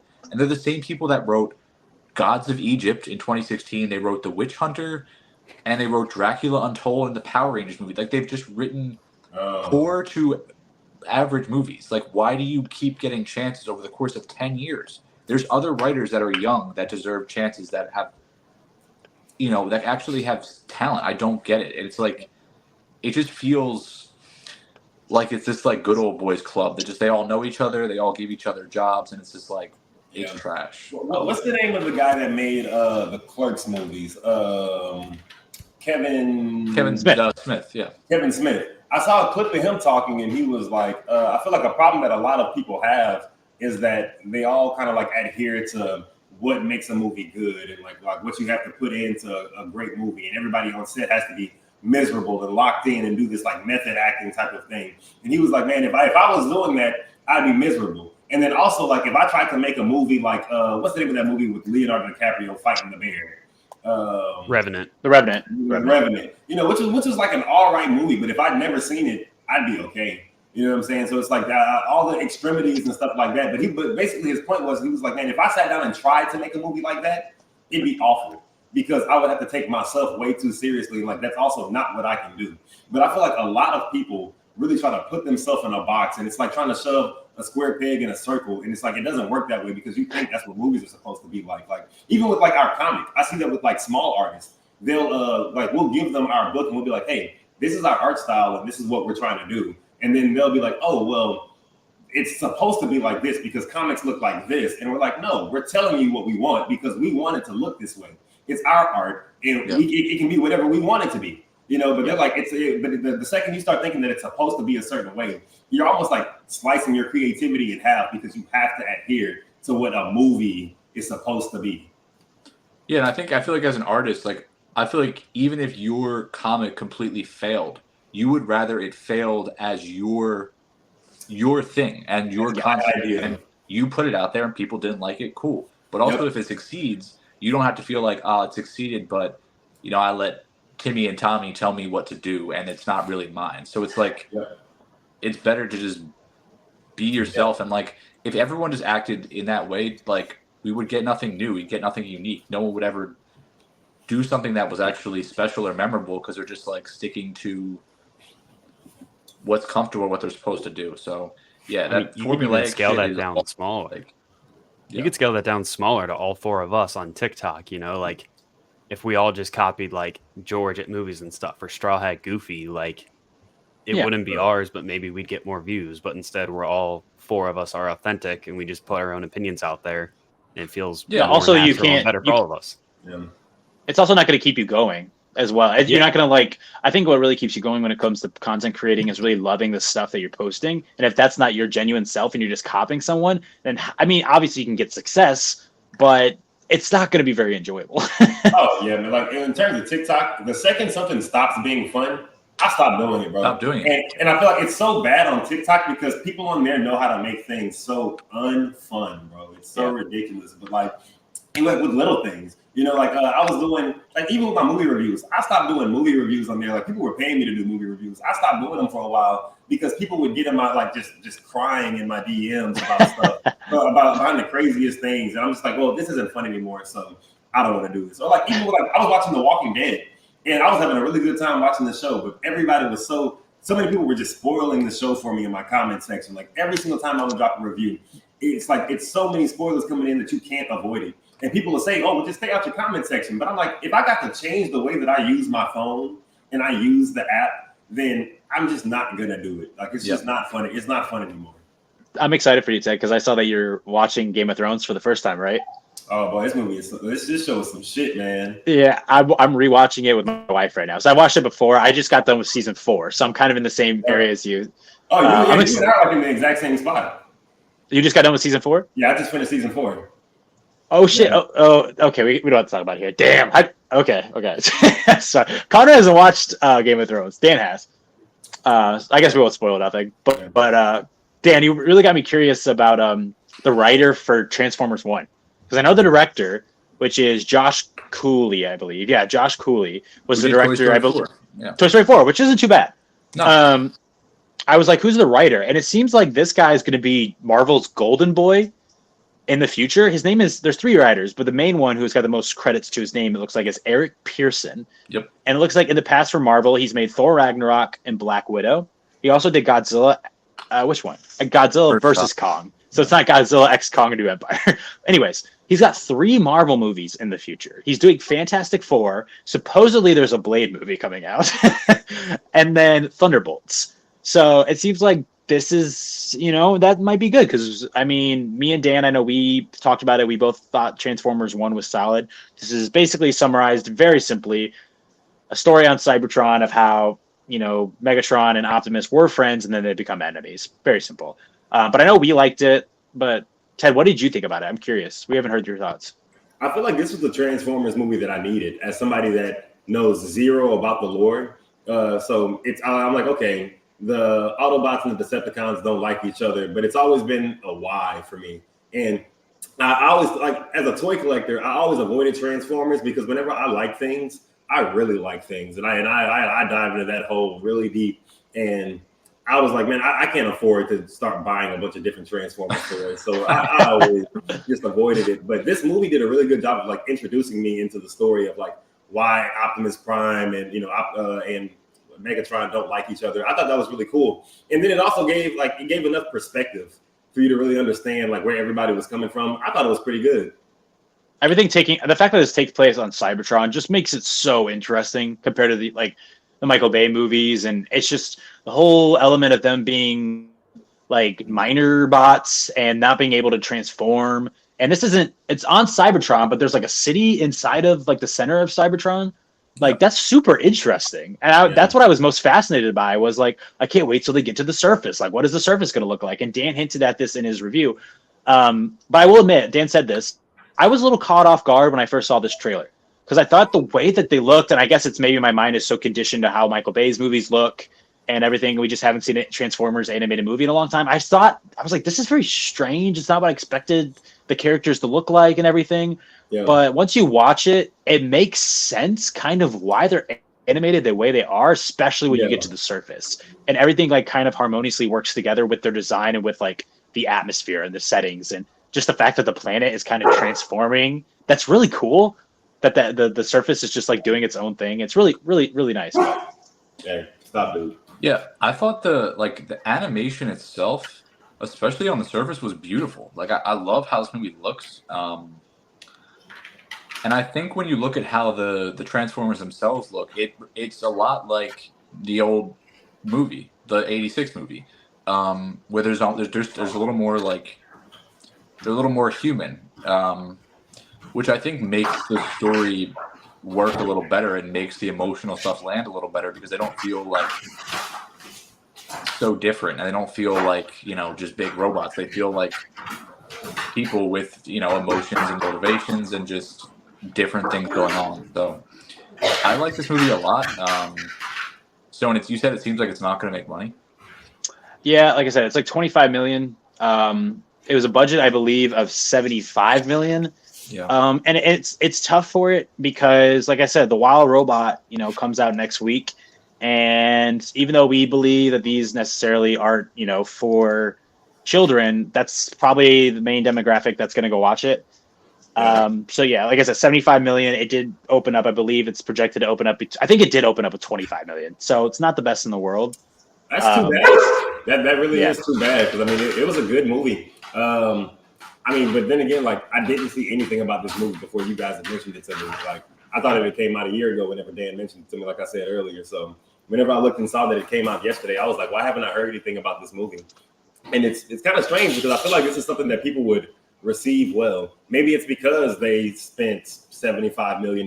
Maybe to market something well enough, you got to get it. I don't know. I don't know enough about the space to be to say like how much money should go into marketing something, but maybe they should have put more into this because they got a hell of a product. I think the movie's great. I think if people actually went and watched it, I think that they would like it.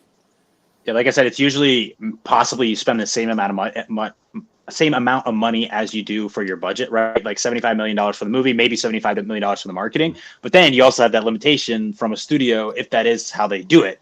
So if you spend really well and you didn't make a very expensive movie, unfortunately, you might not also get a very expensive marketing budget as well. But so it kind of restricts you a little bit. It's like it's Transformers, though. So you would think that the name would hold enough weight to get people in the. That's what they were thinking too. But then again, I don't know. I just watched 5, and I don't know if I'd be tuned into the Transformers universe. That could be it. You also wonder if people got a little burned out with Bay. Like if Bay actually ended up doing the IP a disservice with some of the last few movies he made. They're just so poor that like maybe some people got turned off, and then this came along, a combination of that and just people not knowing really what this was. And then maybe thinking it's either a kid's movie or it's just going to be dog shit. And it really just wasn't. And this is like, the voice acting, like you have Steve Buscemi, you have Lawrence Fishburne. I thought they were both awesome. John Hamm was good. I thought Sentinel Prime was a good villain. Keegan-Michael Key's Bumblebee, I thought got a little bit annoying, but I think that was the point. Like, I get it, but I think it was a little bit too much. But again, it's Bumblebee. Like, he's supposed to be. I just like some of the jokes. Like, I thought with him got a little repetitive. Yeah. But Brian Tyree Henry, as I mentioned, I think was the standout here from a voice acting perspective, and I think the way they set up their divide here was really effective. And I think it's cool that you see Megatron, and I think it feels very real, right? Like, his reaction to what's happening is just rage. And like he's reacting to something evil, but he still becomes evil himself. And I just think like it just felt real. Like, and you see the kind of what separates good people, good leaders from bad people and bad leaders is like people that can separate themselves from something bad happening and still want to do right by the people that are following them, still want to change things in a positive way, and people that just allow themselves to get so angry, so negative, so divisive. Like, that's very relevant in the world today, and like I think that'll never not be relevant. So it's a movie that should age pretty well, I think. I mean, I completely agree with you. Like, to me, that was the biggest takeaway of the movie for me, and maybe that's why I resonated with it so much. It felt like whenever I was a kid, man, one time I pulled a book off my dad's bookshelf called The Miseducation of the Negro. And he saw me reading it and he was like, hey, be careful reading that book because there's a lot of things in this world that once you know, you can't unknow it. Right. So, you get to reading books about like, history and stuff like that. And you see some of the things that have happened and you're like, get angry. You get angry. And for a long time, my anger was rage. And it was just misplaced. Just being upset about things that have happened. And you really don't know how to channel that. And to me, like, that's what Megatron's character felt like in this movie. Like, it felt like, like a civil rights type of beat. It felt like, man, like, I just found out the truth about what's actually going on. Megatron got woke. And then he realized, like, oh, this is, woke before it became a bad internet thing, but like watching that, I was like, oh, man, this movie is hitting way harder than I thought it was going to, because it's like, I can see, and this is going to sound crazy, but like I kind of stand with Megatron, for the most part. It's like, man, I understand Optimus Prime, wants to rebuild society and do all this, but it's also like, man, I see where Megatron's coming from. I think they did a really good job of showing both sides of it. I enjoyed the movie. I thought it was great. I'm excited for Transformers 2. Yeah, I hope they make it. Like I said, sometimes it doesn't work out if they don't make the money. But I will say something I wanted to bring up earlier, which is super interesting. So this is Paramount. Like I said, I'm just curious about movies and how they make money. I remember, I think on a previous episode of ours, I mentioned, so Paramount actually came out, their big animated movie last year was Teenage Mutant Ninja Turtles Mutant Mayhem. And I remember when I looked up information about the most profitable movies about 2023, that was one of the most profitable. Well, why? It didn't actually make that much money in the theaters. It was because of the toys. That movie made $100 million in toy sales. Yeah. So we've been talking about it. Transformers, release alongside a toy, brand, toys in general. So I can only imagine maybe how much down the line this is going to make, just because it is new Transformers movies with new characters, the way they look, and you got to collect them all. I don't know. There's so many in this. I hope so, man. Because like, it deserves to make money, and like, it frustrates me when movies come along that you root for and you know that they deserve it, and you see other just bullshit that people will just go see on like autopilot that they'll never think about again.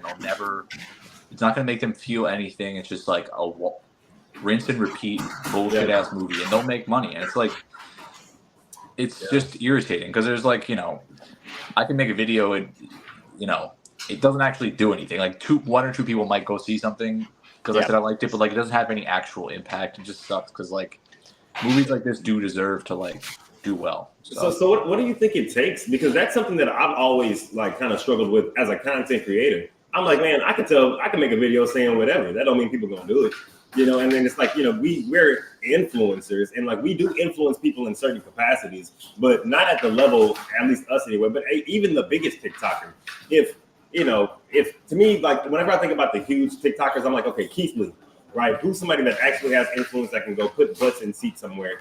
Keith Lee will go to a restaurant and he'll say, hey, go try this restaurant. You can spend your money on it and it'll be worth it because I say it's a 9.5 out of 10.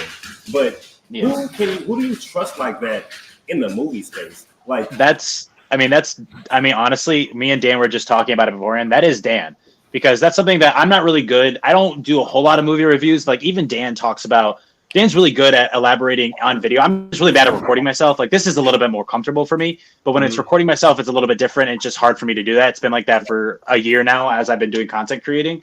But I think it's something really good is Dan's had really good growth, steady growth over time, but he's always been really real and blunt about his thoughts.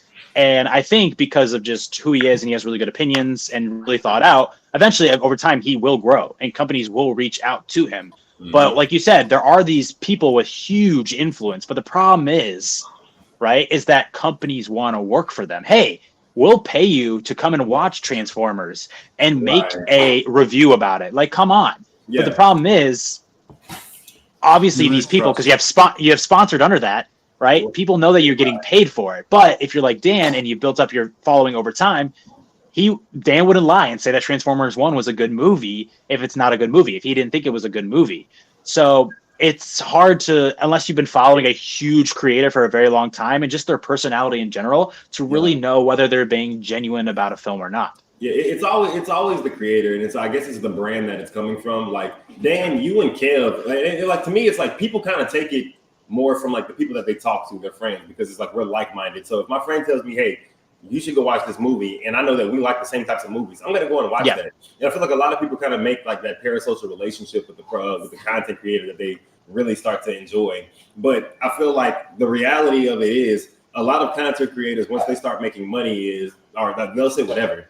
And it's like I've seen. I used to really like Straw Hat Goofy whenever I first got on TikTok, and like I said earlier, there's certain things that like once I see somebody do something, I just can't unsee it. And like in the second you make me cringe, or the second you like giving me secondhand embarrassment for something that has nothing to do with me, I can't really look at your content the same. So now that like I used to look to him as like my movie guy, and then several things have happened with him on the app. And now I can't take anything that he says about movies seriously. But at the same time, it's like Dan and Kev, like two of my favorite movie creators. It's like if y'all say, hey, this is a good movie, I'll take the time to sit down and go watch it because I respect y'all's opinions about movies. But, those are the type of content creators that, in my opinion, deserve the hundreds of thousands or the millions of followers. But it's almost like it's not synonymous. Being successful on TikTok and being authentic don't really go together, because the things that they push are the things that people put out in droves. So it's like whatever is like popular right now, if people are just shitting on something, those are the videos that are going to get pushed because those get the views that makes the app money that they can run ads behind. But if you sit down and make a 5-minute or a 4-minute breakdown of a movie that's really elaborate, and you tell everybody like, hey, this is what makes this movie great, this is what makes this movie something worth watching, it might get 1,000 or 2,000 views because it's a movie that nobody's heard of. It's something new, and it's not something that people can turn their brain off and consume. And that's my biggest problem with TikTok. It's like, man, the most talented people don't really get pushed, and I feel like a lot of people try to like write that off as like, oh well, you're just not that big of a page, so you probably are just jealous of bigger pages. And it's like, no, nigga, I watch people dump their heads in chocolate on this app. And have millions of dollars, like, and they get paid thousands of dollars on live streams, and it's brain rot, So it's like you can't tell me that like talent is synonymous to success on this app, because it's not. You just nailed it, man. That was so good what you just said. I also think like, I know Ted, you said you do YouTube, and Stone is like moving into YouTube. I would like to do that too, because I think that's where like it's different. People are a little more willing to listen. Like I understand like.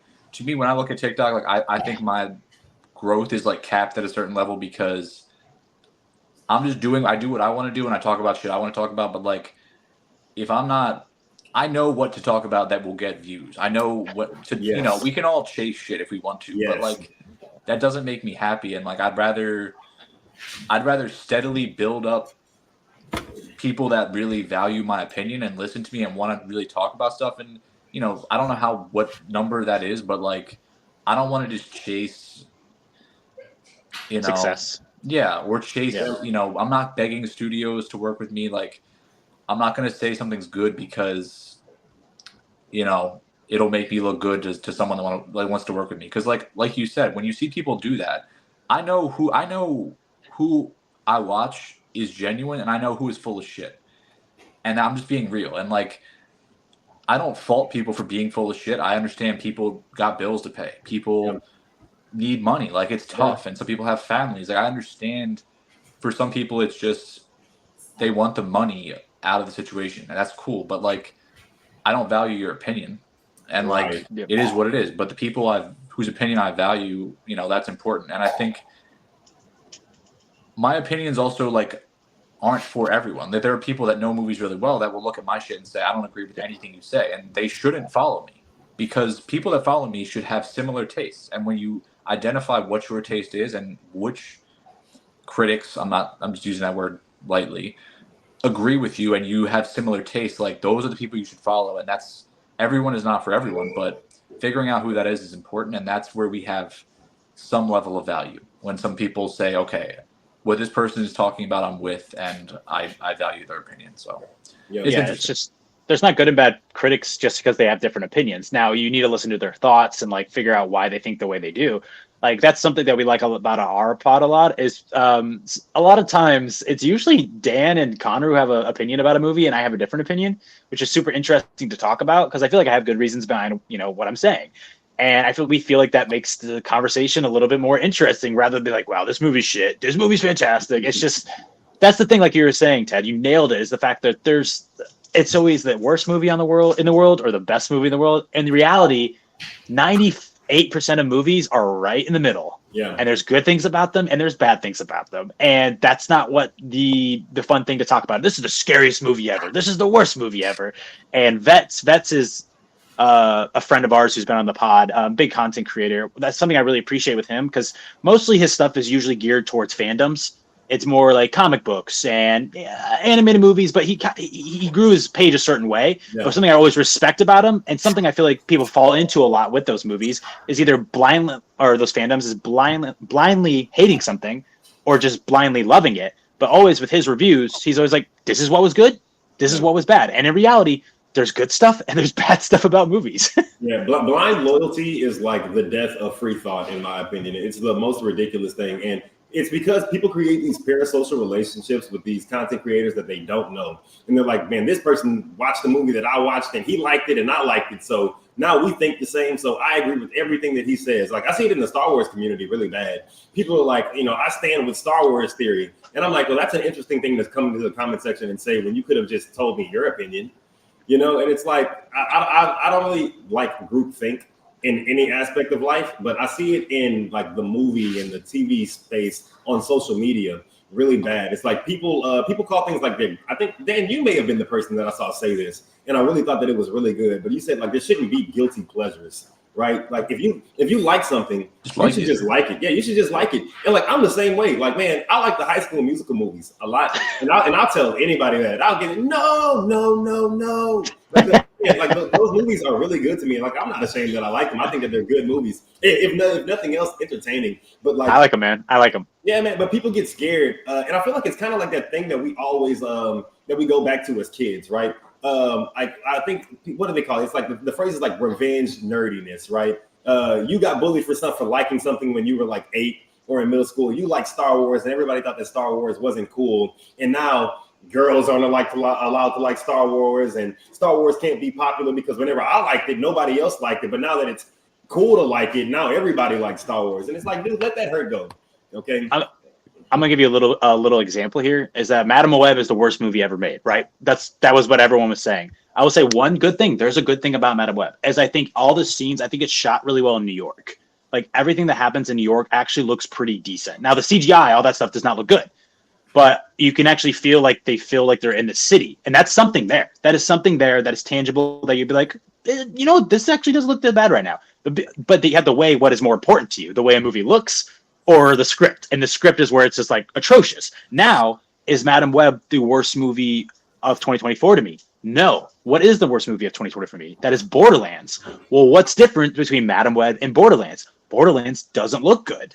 That's why it's a little bit further down than Madame Web would be. That's just something simple. Like, the scripts are both terrible. I think the performances are not as good at all. Humor is not as good, but it's just that little edge that just, you know, just tiny little bit thing that gives, you know, Madame Web a little bit over for Borderlands for me.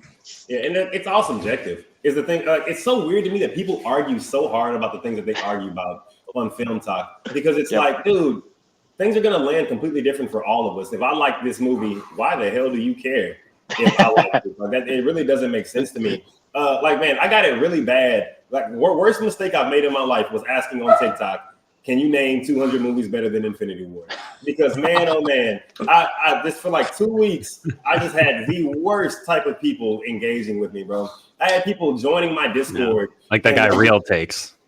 Terrible guy. Yeah, man. You know, but bro, like seriously, man, I had people like joining my Discord and just like dropping porn and I'm like, you didn't like my movie opinion, so you're gonna jump into this Discord and drop pictures of dicks? Like that doesn't make sense. Or they'll jump in and be like, fuck y'all, and then like drop their favorite 200 movies. And I'm like, okay. But then like even then, the idea of being upset that I think Infinity War is a top 100 movie of all time, and then your top 100 movie of all time list is filled with a bunch of obscure movies that no one's ever heard of. And this is the biggest movie that one of the biggest IPs in the entire world put out. And I'm the one that should be considered like, I can't believe you like this. I'm like, I don't understand like the way that logic tracks. It really doesn't make sense to me. But that's the perfect definition of like internet people. It doesn't have to make sense. The problem is, Ted, and this is kind of what I was trying to get at in the video I made. There's this ridiculous distinction between like, oh, I'm like a comic book person and I'm like a film. Like, stop that. Yeah. Stop. That's so stupid. And you could be both. Put yourself in a box. I like everything. I love superhero stories. I love DC comics. I love their characters. I also like I like everything. Why do I need to choose? And like just because I like everything doesn't mean I like every single serious film, whatever the fuck, serious film. I don't like every comic book project either. Some things I like, some things I don't. That's okay. We don't have to. It's not these two people should not be, or these two groups of people should not be like pitted against each other or act like they're on opposite sides of some chasm. It's all the same shit. It's just storytelling. I had a guy comment. He was like, wait until this guy finds out that there's more movies out there than Star Wars. And I was like, bro, I just watched that for the first time like 2 years ago. Like, what do you think I was doing like with the first half of my life?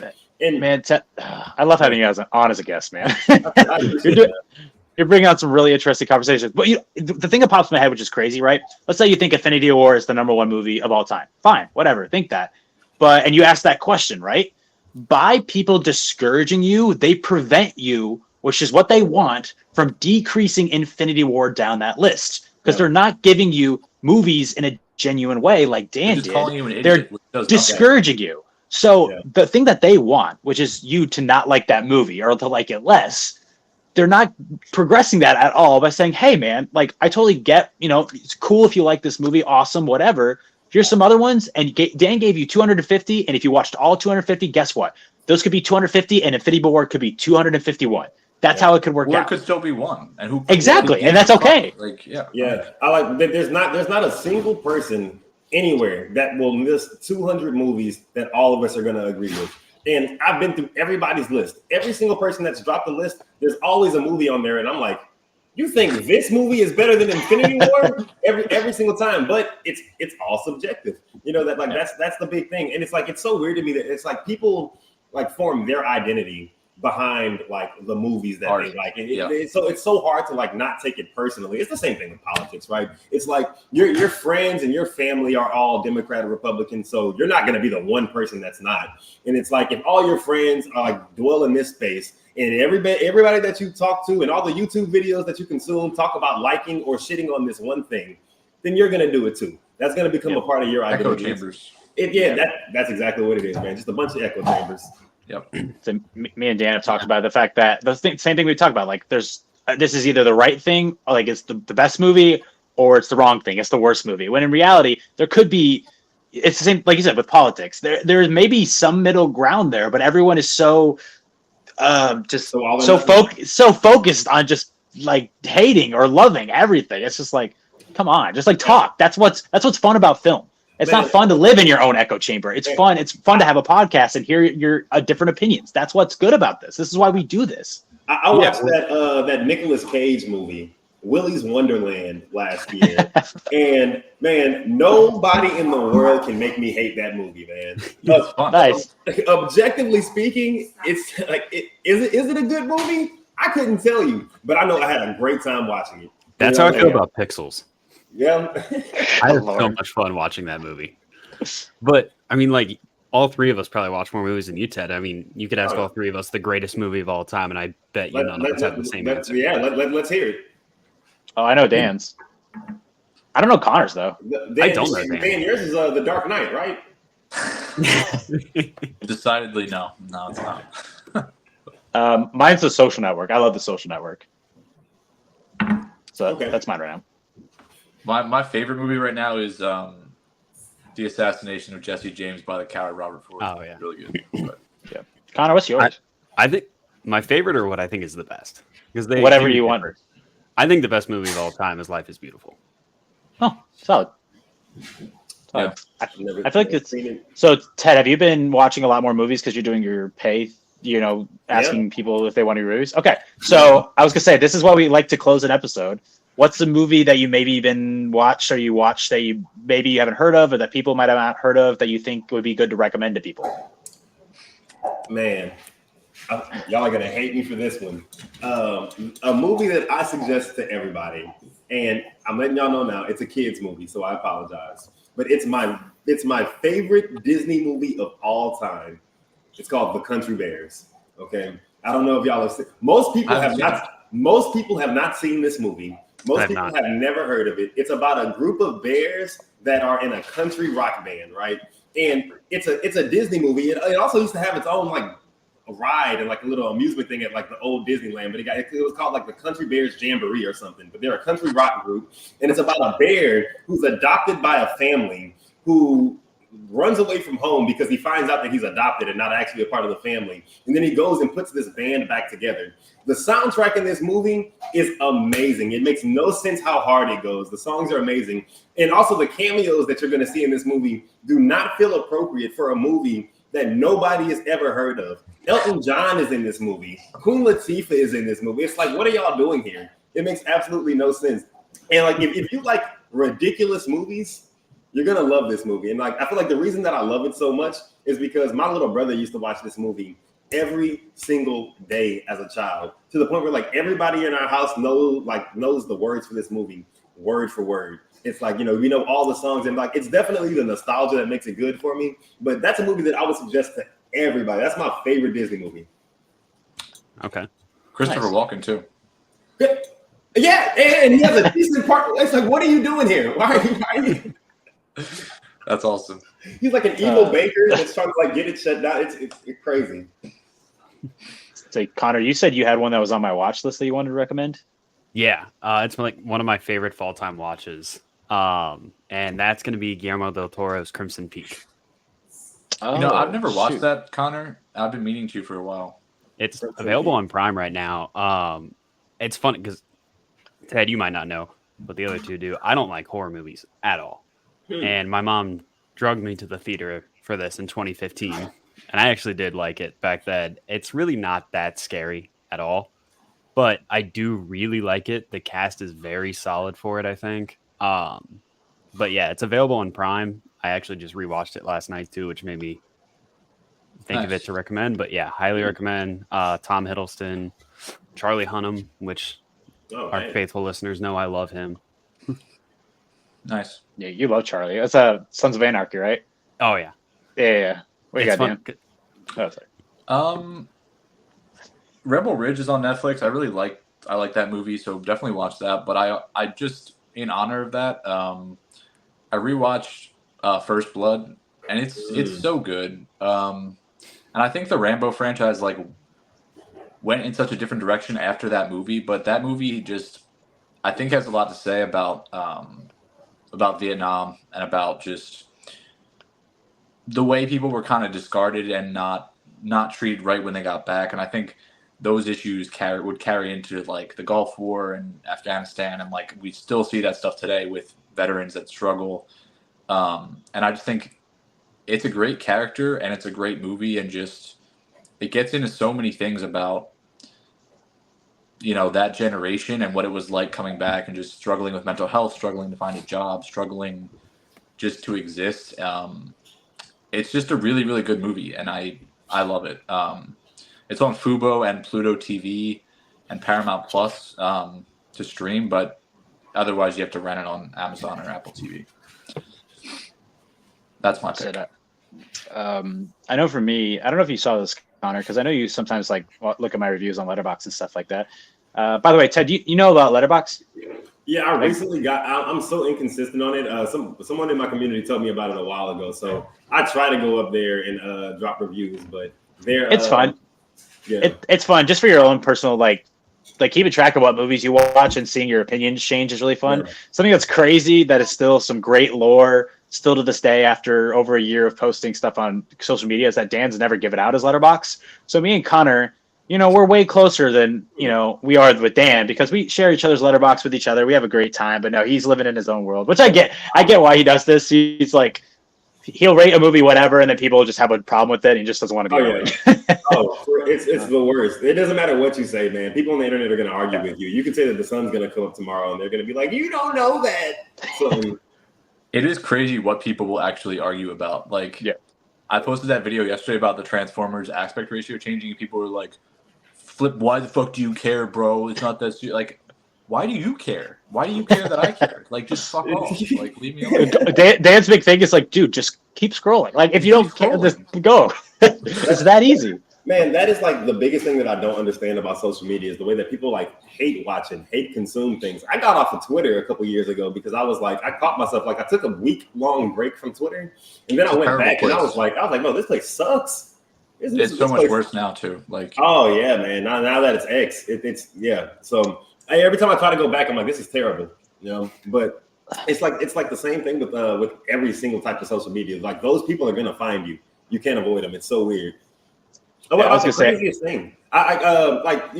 People send me movies to review for the community movie reviews and stuff like that, and people leave comments like, "I can't believe that people pay this guy to review movies," and I'm like, bro, neither can I. And it's I'm not a movie expert. People just do it because they like having a good time. They like hearing I don't know, man. It's weird to me.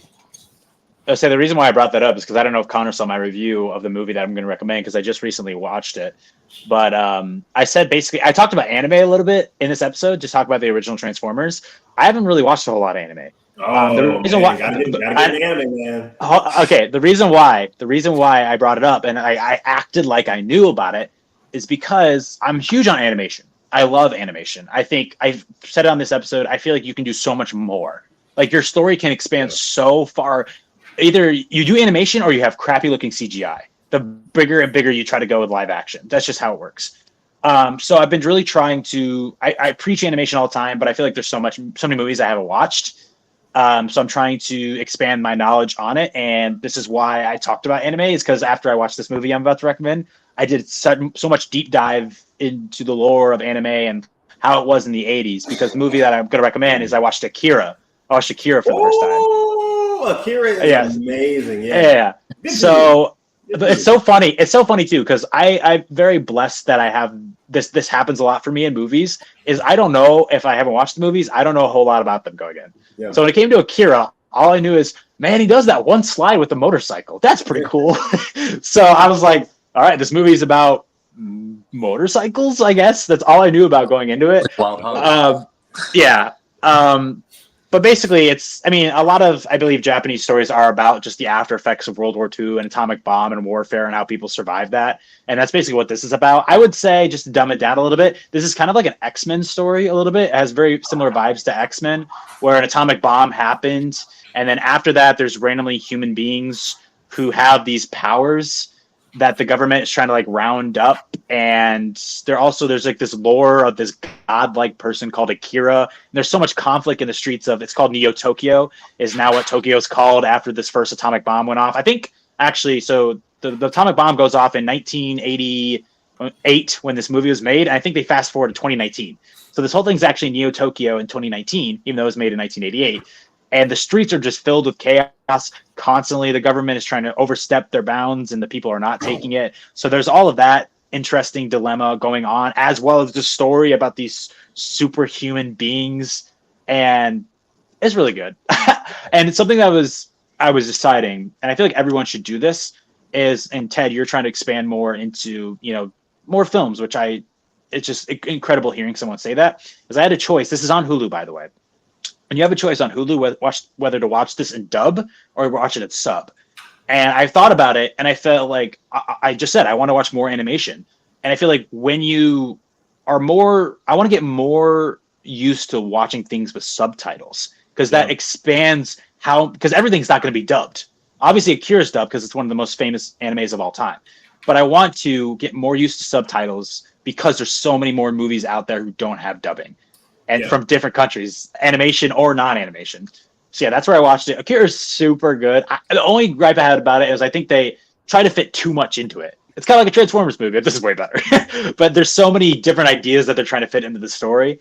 But the animation, especially at the end, the climax and what goes on, you just can't expect what's going to happen. It's fucking wild. See, I'm a big anime guy. Like, people always ask me, like, what the hell have you been watching if you've never watched like a lot of these major IPs and like these big movies? And it's like, dude, I watched anime so much growing up, so it's like that's like, and it's funny that you're complimenting like the art style of like the 80s anime, because like that's like my favorite like animation style for the most part. Watching back those movies, like they still look great to me.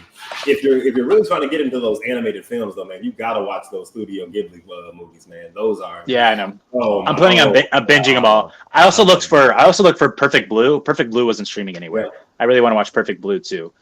But I recommend it. It was very good. so what animes have you seen? I'm curious. I mean, we had a couple Studio Ghibli movies growing up. Mm-hmm. But I haven't watched it. I said this was my first anime because I haven't watched the anime in a very long time. So I would say since I've been really like active as into watching movies constantly, this is the first anime I've watched. And I'm super excited. Like you said, you grew up watching anime, and like you're super into anime, and obviously probably us not as much as you. And something that I think is really cool is the fact that we have Lord of the Rings, the War of our Hero, which is kind of everyone, like Hollywood knows that anime is getting super big. Yeah. And they're taking a huge IP and they're combining that and releasing it in theaters. Yeah. An anime Lord of the Rings movie. So I'm super curious to see how that does in the theaters. That's like I said, I'm obsessed with box office and numbers. Like, I really hope a lot of people turn out for that. It looks really good too. I'm pumped for it. I could be wrong. I think that and I'm not sure if it's been greenlit or what, but the new Harry Potter series that they're making, that's supposed to be animated, isn't it? I don't think so. No, not at least not for HBO. Maybe we were having a conversation about it should have been animated, is what it was. Maybe that'd be dope. Okay. But one thing about it seems like it's gonna be hard to do live action. So the one bad thing about the Harry Potter movies is the fact that you don't get to see a whole lot of combat, and I feel like having that in anime, like the best part is there's a scene in the Order of the Phoenix where you finally get to see Dumbledore, and you finally get to see Voldemort go at it with each other, and you're like, whoa, here we go. And then that's like the one snippet you really get out of like 8 movies. That's a great scene too. I love that. It's really good. You just talked about it, didn't you, Dan? That's my favorite Harry Potter movie. So yeah. But which anime would you recommend besides Akira? First movie. Well, if we're talking movie, I would probably go. Man, I like Princess Mononoke a lot. Okay, that's a really good one. My Neighbor Totoro is another really good one.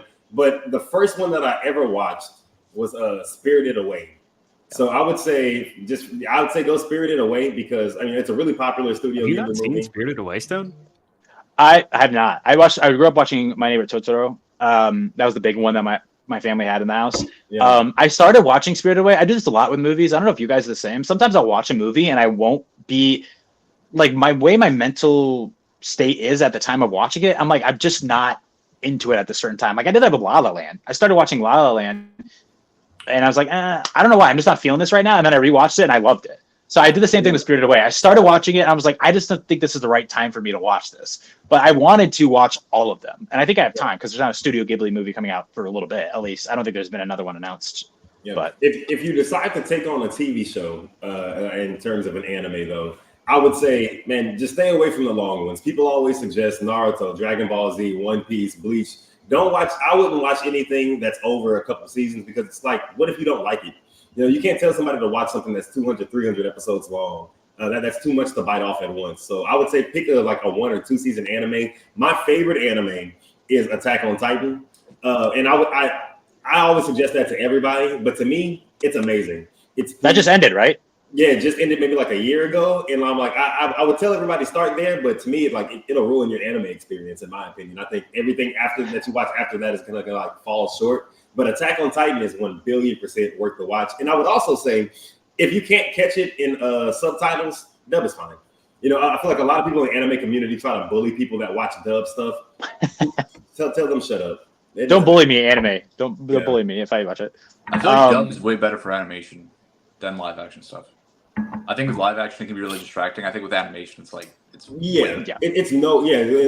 dub and like live action stuff like Squid Games dub, I could not watch that. That was unbearable. Yeah, I couldn't do that. Check out Life is Beautiful. Don't do the dub. Yeah. Subtitles. But yeah, so you're watching Game of Thrones right now. Ted, this has been awesome, dude. Like, especially us getting towards the end, all those conversations. Like, this is why we love. Like, it's not fun to have everyone with the same perspective, the same knowledge about movies and stuff like that. And you bring new perspectives that we haven't even thought about. But anyways, you've been a great guest. Please tell people where to find you again on everything. Ted the Toy Collector on everything. If you come searching for me, I'll be there. There's not a lot of Ted the Toy Collectors out there. Yeah, cool. Appreciate everybody tuning in. Next week, we're going to be talking about The Wild Robot. We've hinted at it a lot. We're going to be discussing Over the Hedge, The Road to El Dorado, Shrek 2. I think we're still waiting on Dan. There's no more Over the Hedge. No more Over the Hedge. How to Train Your Dragon. How to Train Your Dragon, Shrek 2, The Road to El Dorado, The Wild Robot, and Dan? No, I haven't decided yet. Put pressure on. Anyways, also, real quick, guys, if for some reason someone is listening to this at this point in our episode and doesn't follow us on TikToks, that's incredible. Hi. But we have like a little giveaway that we're doing right now, where we're giving away. Yesterday we announced for Batman Day a ton of Batman stuff, comic books, DVDs, popcorn buckets, posters, a keychain that I randomly found. But we're giving that away on our next episode. We'll do like a live spin the wheel kind of a thing. But please just go check out all of our pages, Movie Shark, Medical Movie Man, Real Takes, and see how to enter. It's just fun. We're really thankful that we've passed 100 subscribers, which is not a lot to a lot of people, but it's a lot to us. We put a lot of work into this. But yeah, so go and do that. But appreciate everyone listening to the end of the episode. Again, thank you, Ted, the Toy Collector, for being with us. Thanks, we're excited to have you back on in the future because this has been great. But we'll talk about that. We'll talk about that later. But until then, until The Wild Robot, guys, please go outside this week, touch some grass, sit on a park bench, and we'll see you then. Peace.